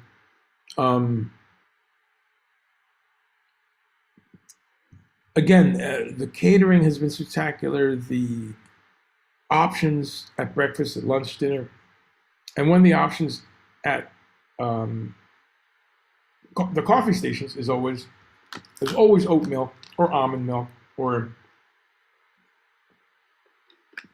you hardly even see soy milk anymore. Oat milk I found incredibly popular here everywhere we go, so that's pretty interesting. All right, so jumping back to any questions. Hey, Cliff Hines, how are you? Yes, I just had to answer you real quick and say, I'm on the air. Yeah, let's chat soon. The number of cops with swastika tattoos. I know, bro. It's not a joke. It should be 0. And the second wave, just to spend a minute on that, the second wave that I hate is as soon as you say it, someone's got to get defensive and defend cops and say, wow, it's literally sickening to me. That you're so insecure that you have to, We're not talking about all cops. We're talking about the ones with swastika tattoos. Can you just focus? It's like and it's the only area people do this. This is why I use terms like sociopathic. You're a sociopath if your brain right away makes you defend cops when we talk about the bad cops. Go get some help. And here's why. Because in any other human venture, like if I said to you, yeah, we should really do a problem. We should really do some work on the alcoholic dads who beat their kids. What? All dads aren't alcoholics who beat their kids? Who beat their kids? You'd never say that, right? You'd never say that unless you're a sociopath. If someone said, we got to do something about the alcoholic dads who beat their kids, right away you know we're talking about a subset of the dads. You're not talking about all the dads. But isn't that funny? But something funny happens when you say, yeah, man, racist cops are a problem. The one I just sent you that video of or something, these racist cops or cops when they are racist. People always delineate. But there's always that jackass that you know. They hear that you said every police is, That said, one of my strong criticisms towards the left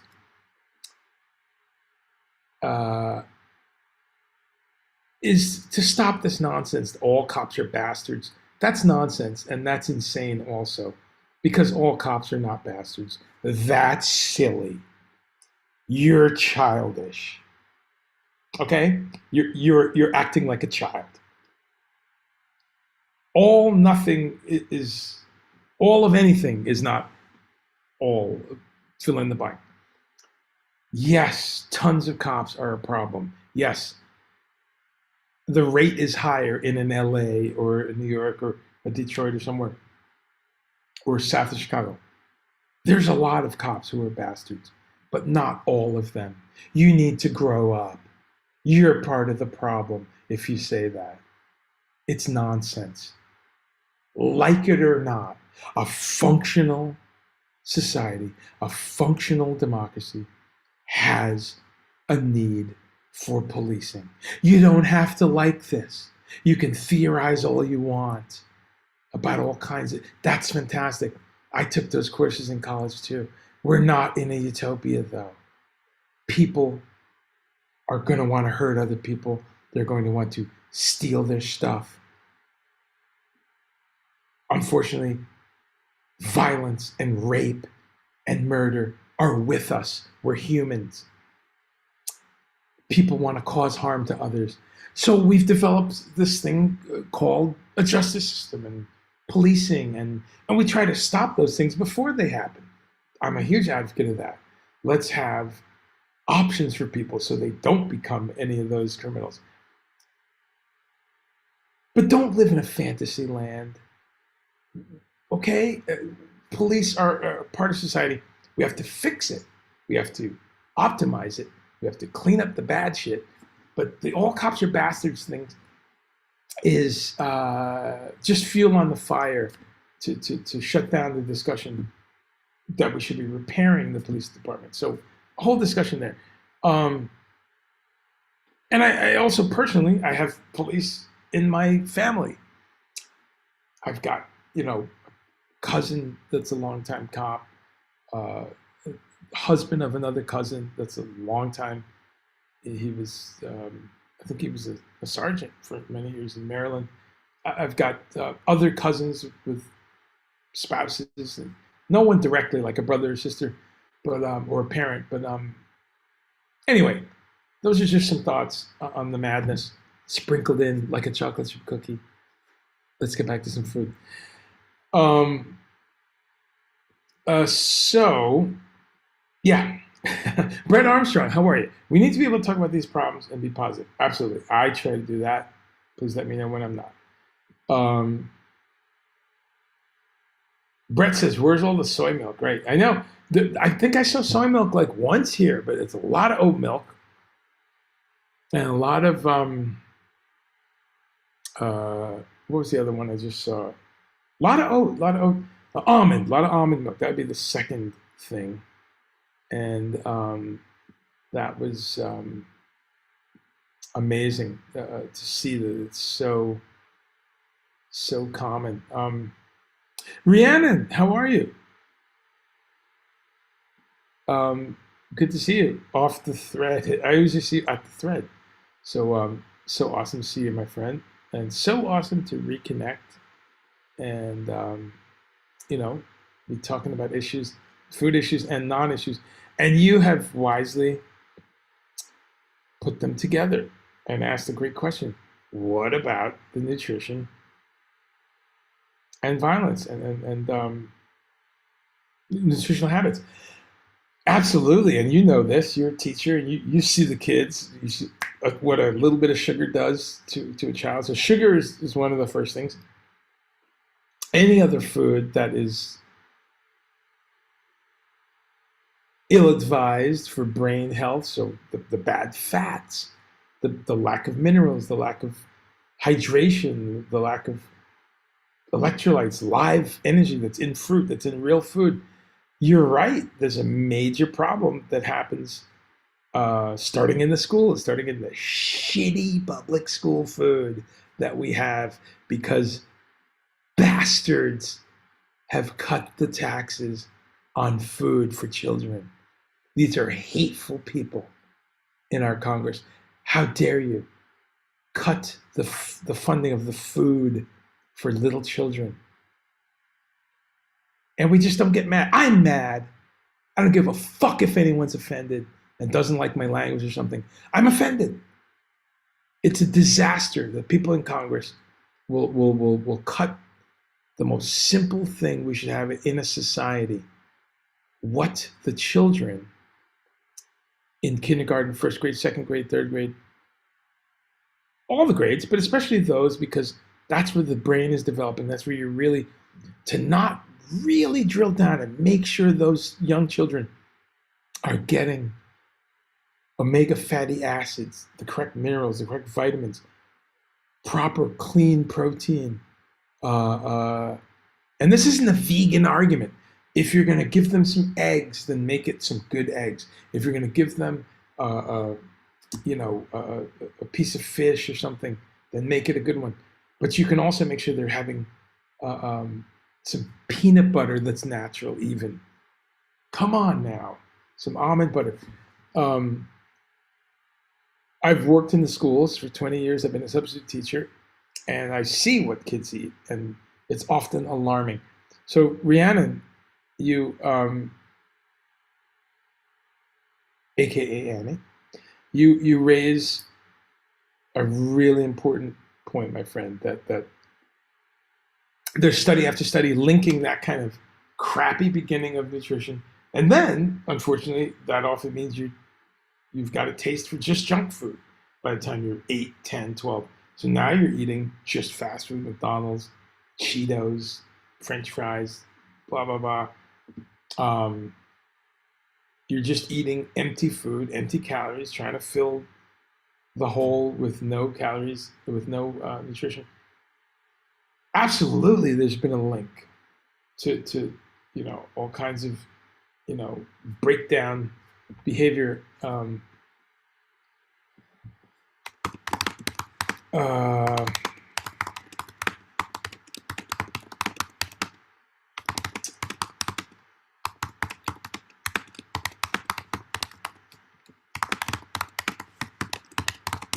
me just respond here.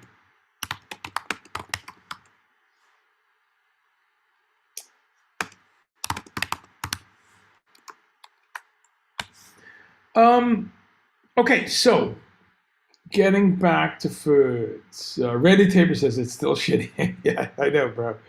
I'm gonna get back to foods, but I'm happy to segue to this stuff. Cliff says, and I'm just glancing at it. I've kind of heard this too, but yes, you've heard it explained as all cups of bastards doesn't mean that each individual cup is a bad person. I know, but that's what it means. All means all. And I'm a language guy. See, you don't have time to explain a paragraph like you just did to someone driving by a bumper sticker. See what I'm saying? I'm agreeing with you, but we don't have nuance when we have slogans. If you're at the protest with a big flag that says "All cops are bastards," it's devoid of the nuance of explaining. Well, here's what I really mean. Do you see what I mean? Do you see what I mean, bro? I'm in agreement with you completely in substance here. But do you see my side there? That none of this matters because the person, that right-wing trucker, gun nut, MAGA, close-minded Fox TV person, who you may have a fingernail chance to reach them. I'm willing to say most of them you can't. But the ones that you have the slightest chance, as they drive by the protest and they're seeing the sign that says "All cops are bastards," you're not getting to them with the nuance of, well, here's what I really actually mean. And we do have to admit that. That's inarguable. That all cops are bastards means all cops are bastards. It really does. And here's the other thing. If we're going to be that nuanced about our messages, then we should be nuanced about their messages. And we're not. We take everything they say at specific face value. So anyway, having said that, I understand this. Yes, it doesn't mean each cop, but they're participating in the system. Yeah, again, that gets dangerous because, well, not even going to go there, but that gets dangerous.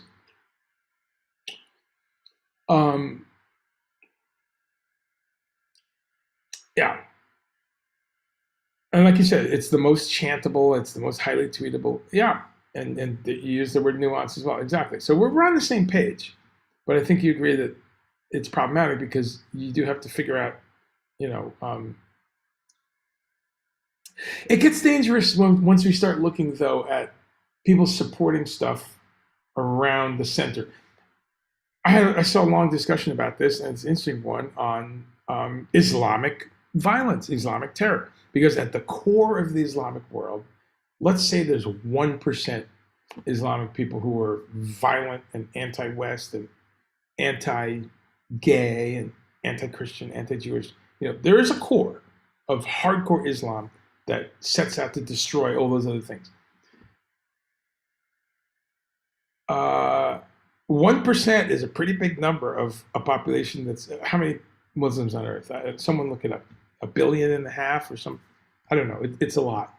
So let me get it right because someone's gonna.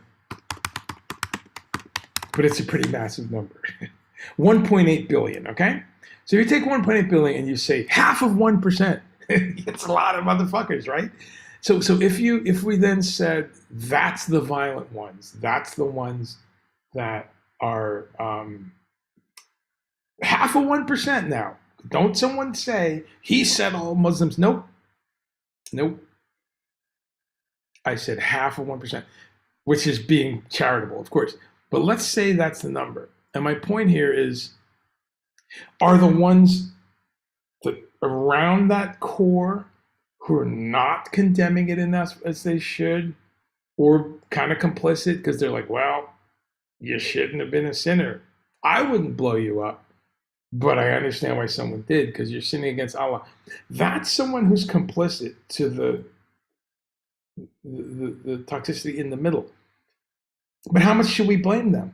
And then you go outside that circle to someone who's a little more moderate, but yet isn't as critical as we think they should be. So this is the problem when we go to that argument of with the cops, where we say there's the bad cops, but they're all complicit because the other ones aren't doing anything. That gets slippery because, again, if we applied it to what I just said, you run into some problems right away. So I don't know the answer, my friend, but I do know that we're fucked. And we should just go back to playing music, eating some great food, because the shit's fucked up. We're not fixing America anytime. It's just not happening. I was just in Rome, and the Roman Empire fell, and that was, what, 4 times the size of the U.S. in terms of years and scope. But anyway, fun stuff. Um, Trying times for language and nuance. You got it, bro. That's why we should make more modular music because we're not fixing this. Derek says, I'm not racist, so I try not, to lump people into groups as each person's individual. Yeah, to a degree. We also are groups, though. And, you know, there's a way that Jamaicans are on certain things. There, I said it. There's a way that Scottish people are on certain things. And so I think we also, we swing the pendulum so far that we rinse everyone free of actual cultural differences instead of embracing them, instead of saying, let's find the good things. So if I'm turning language isn't going to reach them, I'm interested in what our allies are trying to communicate because of an important message. Most of us get behind, sure. Perhaps unless the yeah, exactly. Exactly. Inflammatory language, I'm fine with. It's just that you got to know your audience and know when to use it. And I think, yeah, you know that. We're on the same page. But I don't lump individuals together, but they're all participating in the system collectively. Okay, again, that's tricky, but we all are. You bought something in plastic today. So are you totally complicit in the plastic gyre that's in the Pacific? I guess you are. I guess I am. But how far do we take that? It gets difficult unless you're living in the woods like Ted Kaczynski and you're not using electricity or fuel or anything. Then you're complicit. I'm complicit. You're complicit. I flew in a jet to get here, so I'm complicit in jet fuel and all this. It's just slippery slope after slippery slope when it just seems to me. Yeah, it's a long topic, but I think the one part that's being left out is there's a lot of cops working hard to remove the bad cops. If we bother to look, and again, I know a little bit of this from having family cops. In fact, if you look at what the black cops are doing, there's major attempts of black and minority cops to work on this. Yet, we don't say all white cops are bastards. We just say all cops are bastards. And even as you're saying, they're complicit, packed into what you're saying the black cops are complicit because you're not separating them out. Yet, most of the time, they're not. Sure, there's black cops that are involved in violence and involved in breaking the law, breaking the rules. But in this specific thing, we're talking about the racism part of cops. Generally, they stand apart. So you have all kinds of police groups within the police. You have women police organizations that are really attempting to root out sexual abuse and Me Too type violations in the police. They're all bastards because they're cops. I mean, it's what you're arguing, really. So I think it just has to be a lot more nuanced because there's a lot of allies inside the police departments. There's a lot of allies that need our help to empower them and to give them tools to get rid of the other motherfuckers, right? We don't want the other motherfuckers. It's a shame that Serpico is kind of our most recent reference to cops that did this, that cleaned up, the problems. All humans are bastards. One could easily get there. I think there's a lot of great cops trying to root out corruption. We're on the same side. They deserve no assignments. Yeah, that's again on the same page. Okay, cool. I'm gonna get back to some food and close out. And Eddie Rifkin, how are you? Listening while I practice. The show wasn't. Oh, thank you, man. Eddie is saying he's always inspired to reduce his animal-based consumption. Love you, bro. Addicted to all the wrong foods. I know it's easy to do that, and I've had periods in my life where that's been true. I was lucky though. My parents were really great about junk food and stuff. Okay, let's look at a couple more fun. So many shots. In fact, what I'm going to do because I'm running out of time is just do like a. Let's see if I can do it this way. Look at that. Huh? This is actually pretty cool. This gives you a quick I've got some products there. I mean, look at that. That's from some German, I don't know, some kind of vegan pate. There's a vegan cream cheese we had. Lowensaft. This is this stuff right here. I actually have it right here. I am a big mustard fan. I love spicy food, but I love mustard. The Germans.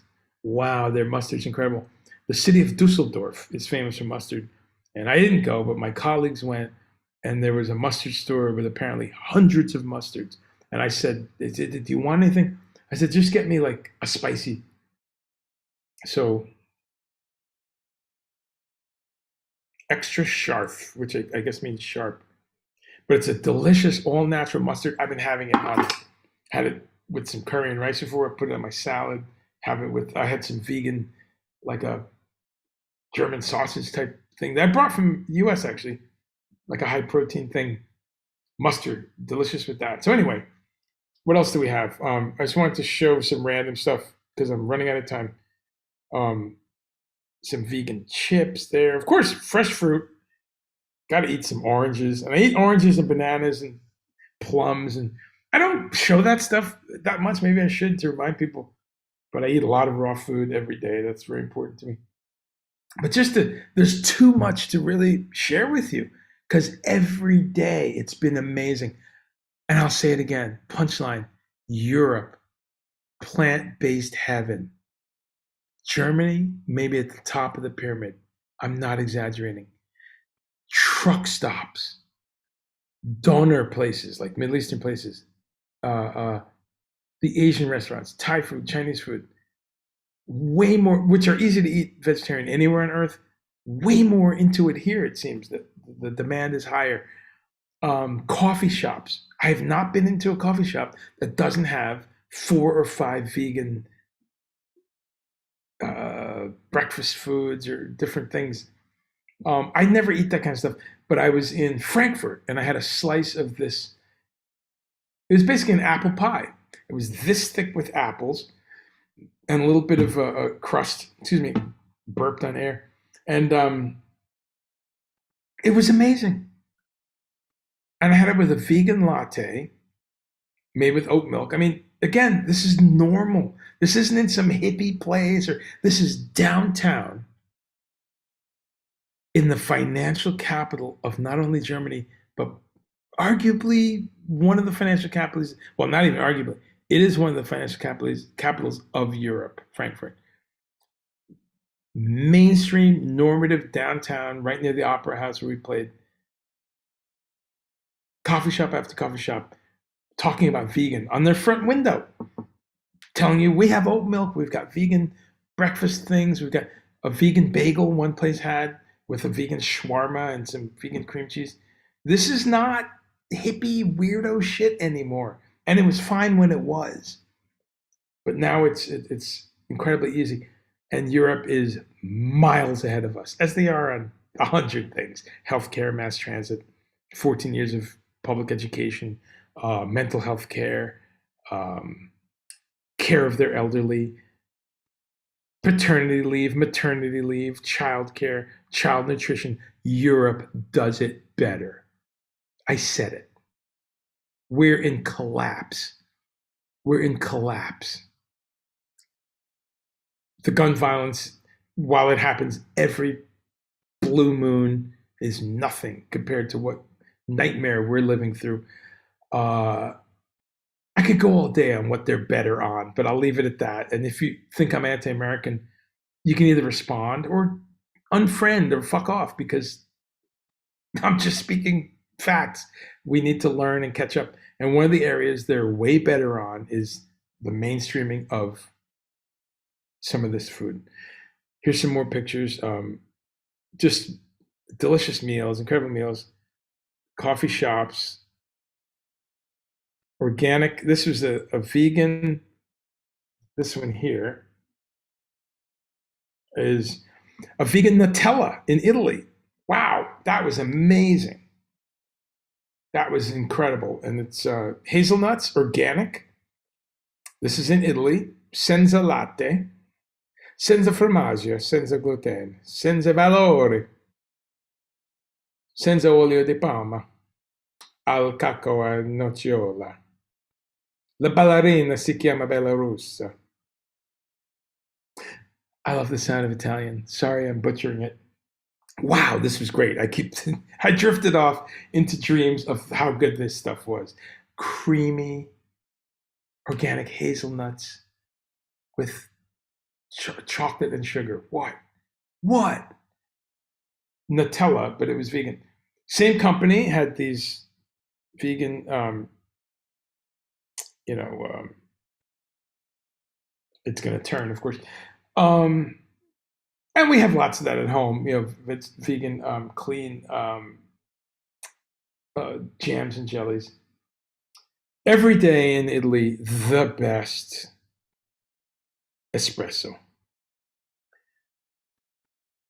Espresso doppio. A double espresso. So it just, it was really incredible. Here's another amazing Italian dish. This was gnocchi. I had the rare bit of pasta, some kind of gnocchi there with the spinach that was amazing. I think that was in Rome. Incredible food in Rome. Oh, those were olives, right? That was another time I had the gnocchi. This was in a little coffee shop where I had an amazing espresso, but on the wall they had this.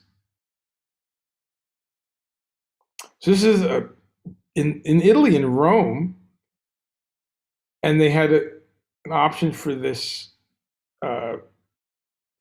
espresso with ginseng, another one with I forget what was in there, but just that there's all this alternative stuff happening. It's just crazy. Here I am enjoying an espresso. It just was, again, folks. I'm really only giving you like the little snapshot here. It's just like it's been a food, and I'm not even like a food obsessed person or a foodie or something like that. But I like to eat. I like to eat good food, and every day it's been incredible. One more Italian meals. This is a typical Italian meal. The kind of zuppa di nonna, the grandmother's soup, a little salad. I think this one I tried some of their vegan cold cuts. You could just see on the top there.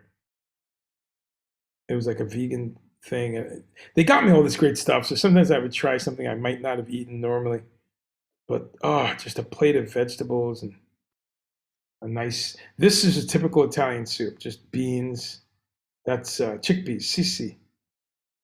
Chickpeas. That was in Rome at the Rienzo Piano designed concert hall. Rienzo Piano is a very famous architect, Italian architect. Strawberries were everyone that morning had those strawberries, no matter what they ate. It was breakfast time, had it, and everyone was like, "Dude, try the strawberry." I mean, like that. I'm telling you, every single person was like, "Are you? What the?" They just grow better shit because it's volcanic soil, because it's organic. I don't know. But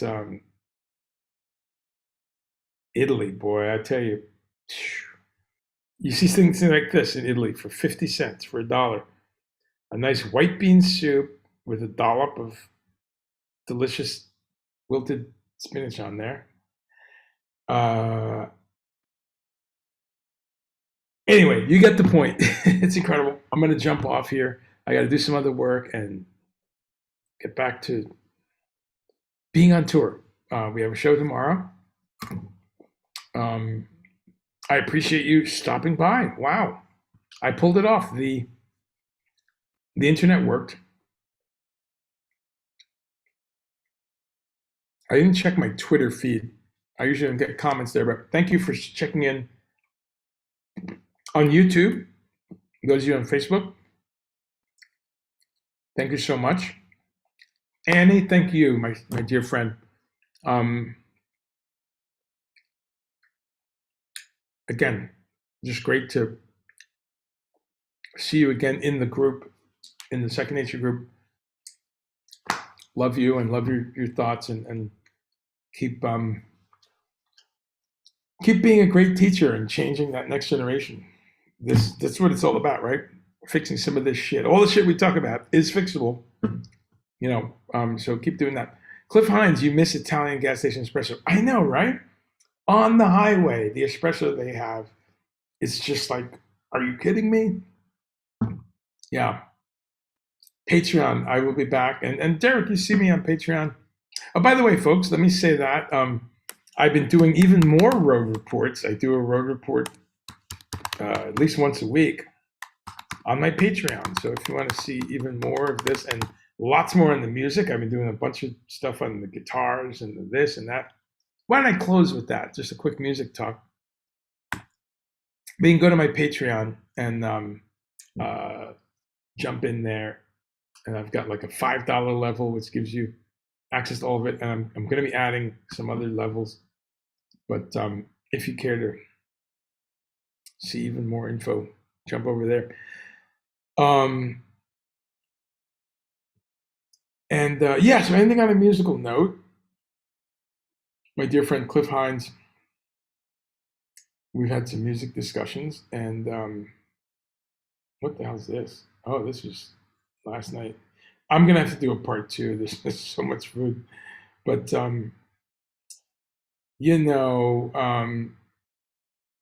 I guess I'll share just one or two pictures here about the technical side of the music. Music's been great, I mean, come on, it's some of my favorite music of all time. And so to be part of the team, it is a team, be part of the team presenting it has been an honor and a challenge. Will continue to be a challenge. Let's get a few shots here.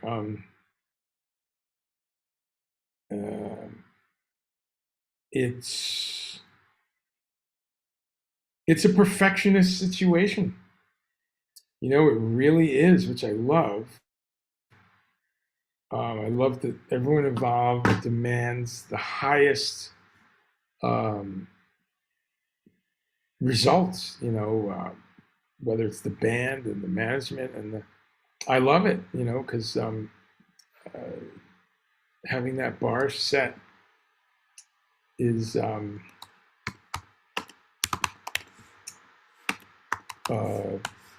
wow, it's not really inspiring, but it's just it's good to have that place to shoot for. If you've seen performances of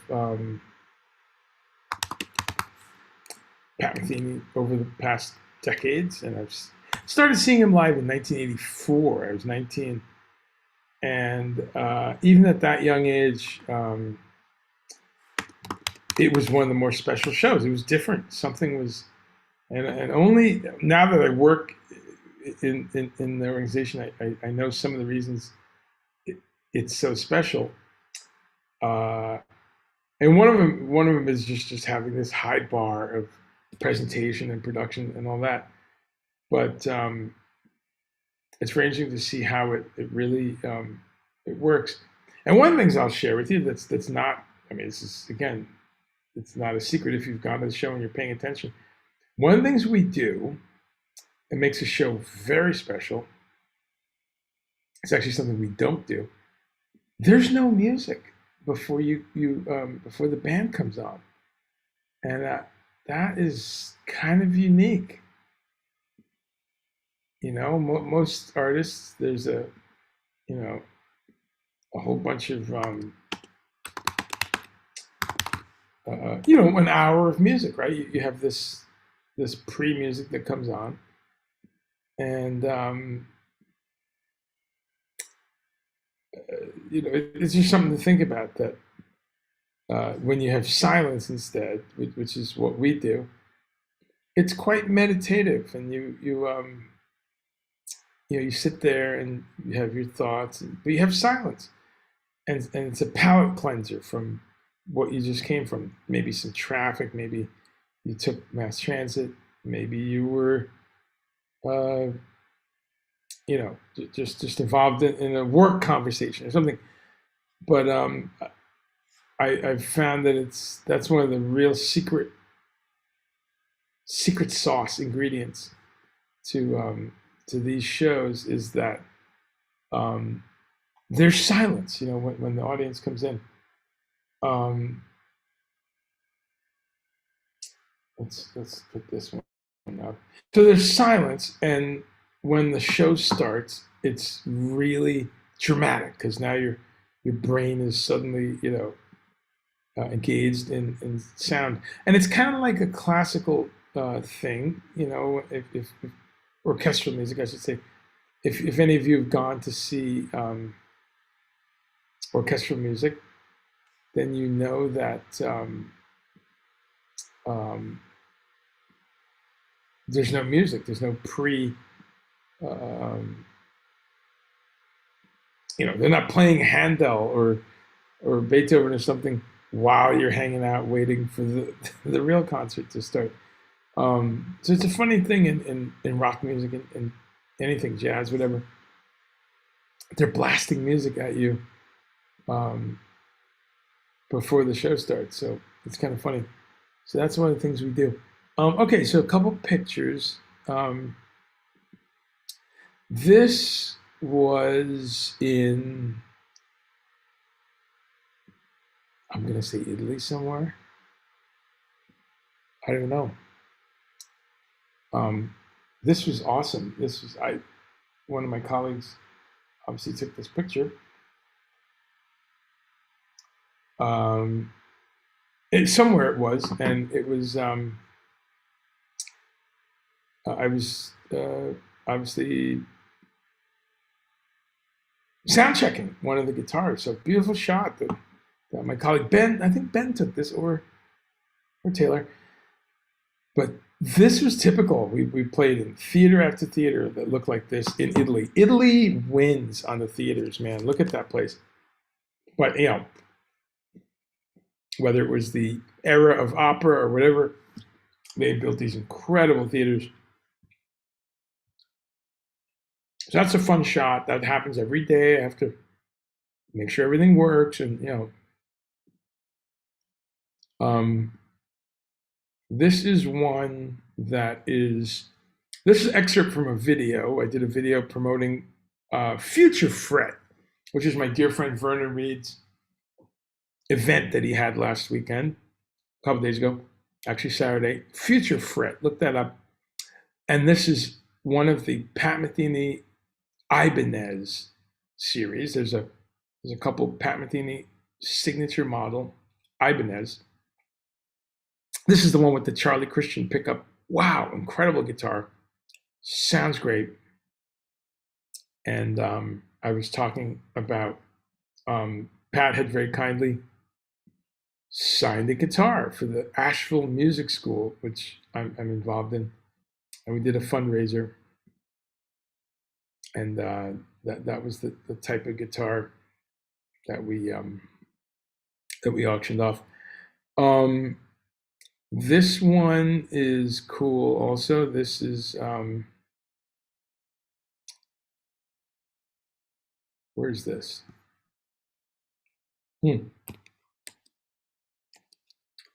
This is, I don't know. This looks like Italy. Also, oh.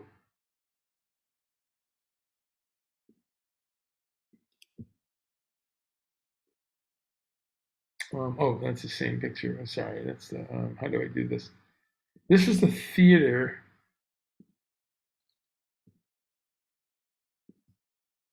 Yeah, this is somewhere in Italy. Boy, I'm not kind of thrashing here. Where'd the picture go? I lost it. Mm,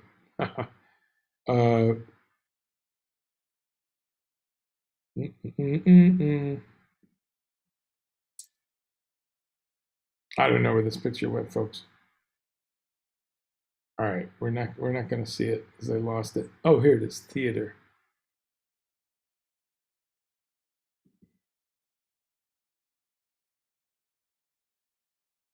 Okay, there it is. Okay, great. So this is one I'll close with just to you know,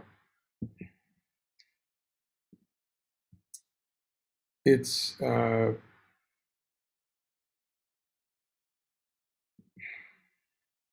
tell you the sharing photos thing on Zoom, it gets weird sometimes.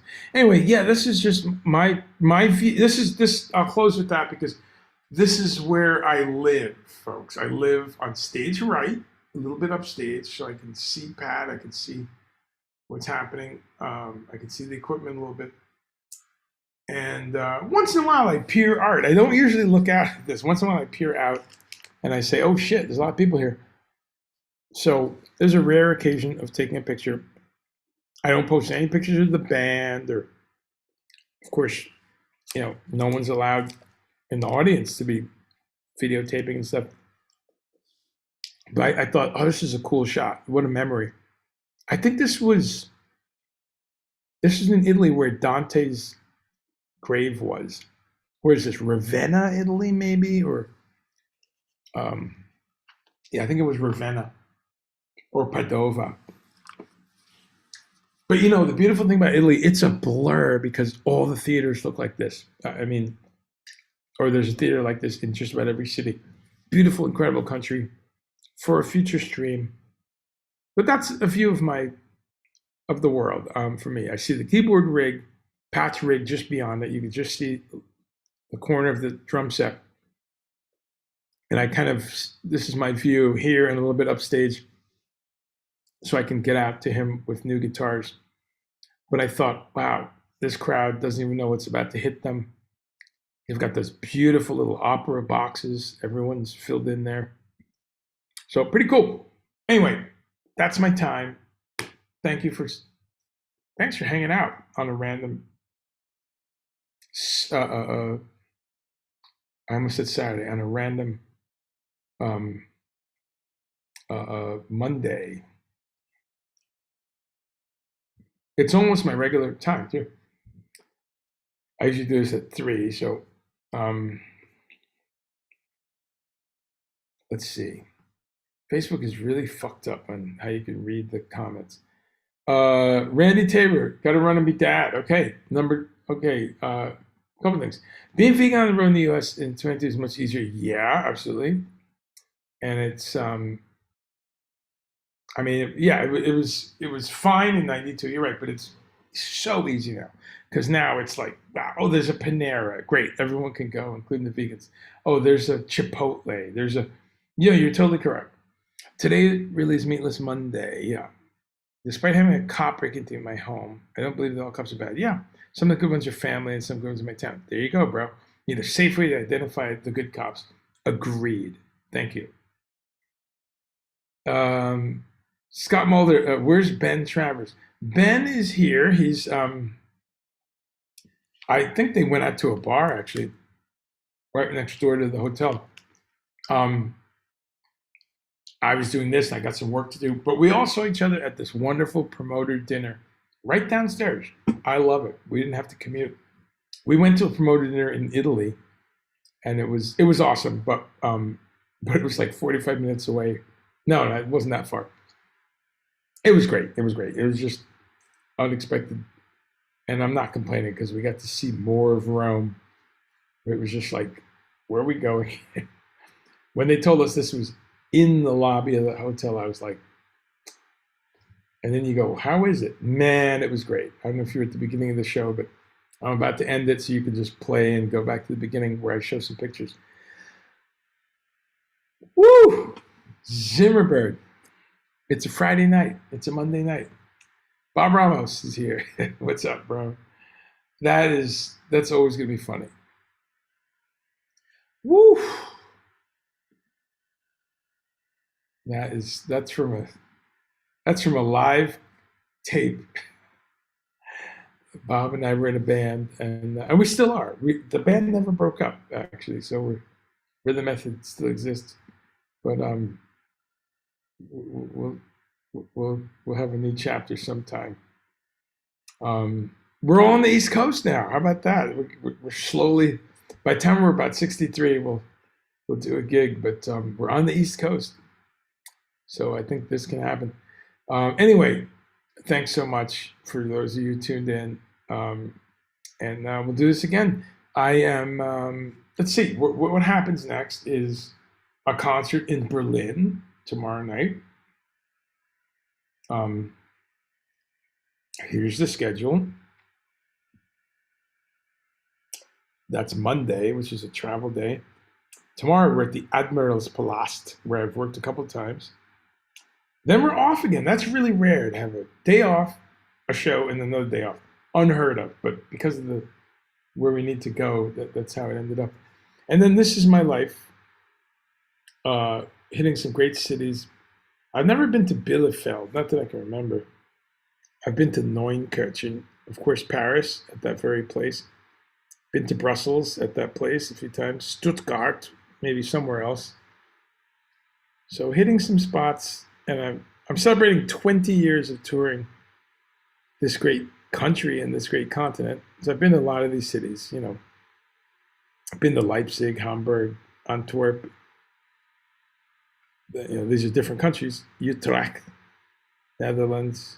Been to that amazing place a bunch of times. Dijkloch in Bremen. Bydgoszcz. I've actually been to Bydgoszcz, if you could believe that, to a different venue. Bydgoszcz. Look at that word right there. Bydgoszcz, Poland. Was there with UK, Eddie Jobson, John Wetton, Tony Levin. Wow, what a memory. I've never been to Sopot, Poland. I've been to Warsaw, Wrocław, Lublin. We played a festival. Never been to Bielsko-Biała or Weiss. Of course, London. And then we go on from there. But anyway, you can see the schedule at patmetheny.com. If you're in Europe, come to a show. Let me know you're coming. And look at patmetheny.com. In August, we will be in Scandinavia. In September, back in America and North America. A bunch of Canada, a little bit of New Jersey and Pennsylvania and stuff in September. And then we're in South America. So hope to see you somewhere. I'll keep doing this when I can. If I find a Monday night or whatever time I am in the world, it's always fun to talk about food, optimizing nutrition, taking care of yourself, building your immune system, and being kind to animals, being kind to the planet, being kind to animals. Let's not forget that component. And I'm here to celebrate 20 years of doing it in Europe. I'm very filled with gratitude, filled with, you know, contentment that my goals to stay in music, to work in music, I've pulled it off for 20 years in this continent, and I want to keep going and have done every minute of it without dead animals entering my body. And those of you who are inspired to do that kind of thing, I'm here to remind you that it's really easy to do. And incredible to see the revolution over here, this was always one of the easiest places to eat healthy. I'm blown away this time through how mainstream it is. And I have friends who still think it's, oh, Andre's got his weird habits. Wow, that's mind blowing. Billions of people on Earth literally are either plant based or very close to it. And again, seeing in Europe the absolute mainstreaming, the absolute presence of this kind of option in astounding places, mainstream airports and train stations, and oh my, and not just specialty restaurants or anything like that. So it's really let's see, I have one or two other fun shops. Oh, this was a fun place. Where was this?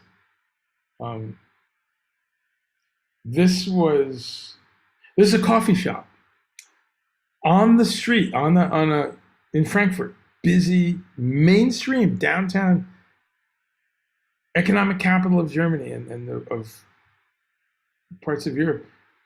Mainstream coffee shop called Coffee. What's it called? Coffee Fellows. Yeah.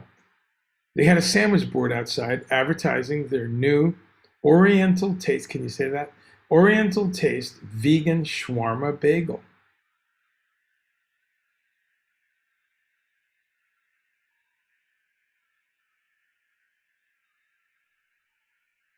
This is mainstream German coffee shop. Again, not, hippie tie dye part of town. So you're wrong if you think that it's crazy stuff that no one's ever gonna catch on to. It's mind-blowingly mainstream here. Uh, Business people with suits coming in, grabbing an oat milk latte. Here's the part of the menu.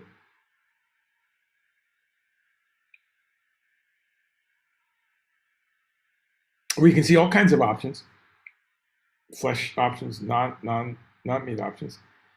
Um, so yeah, really, 20 years of coming here, I'm really astounded at where it's advanced to. Um, and then I've been working on my hairstyle, and here's my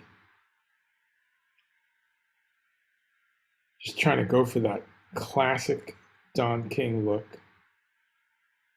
Almost there. I really got to tighten things up a little bit, but gives you an idea. All right, out of here. Thank you for being here.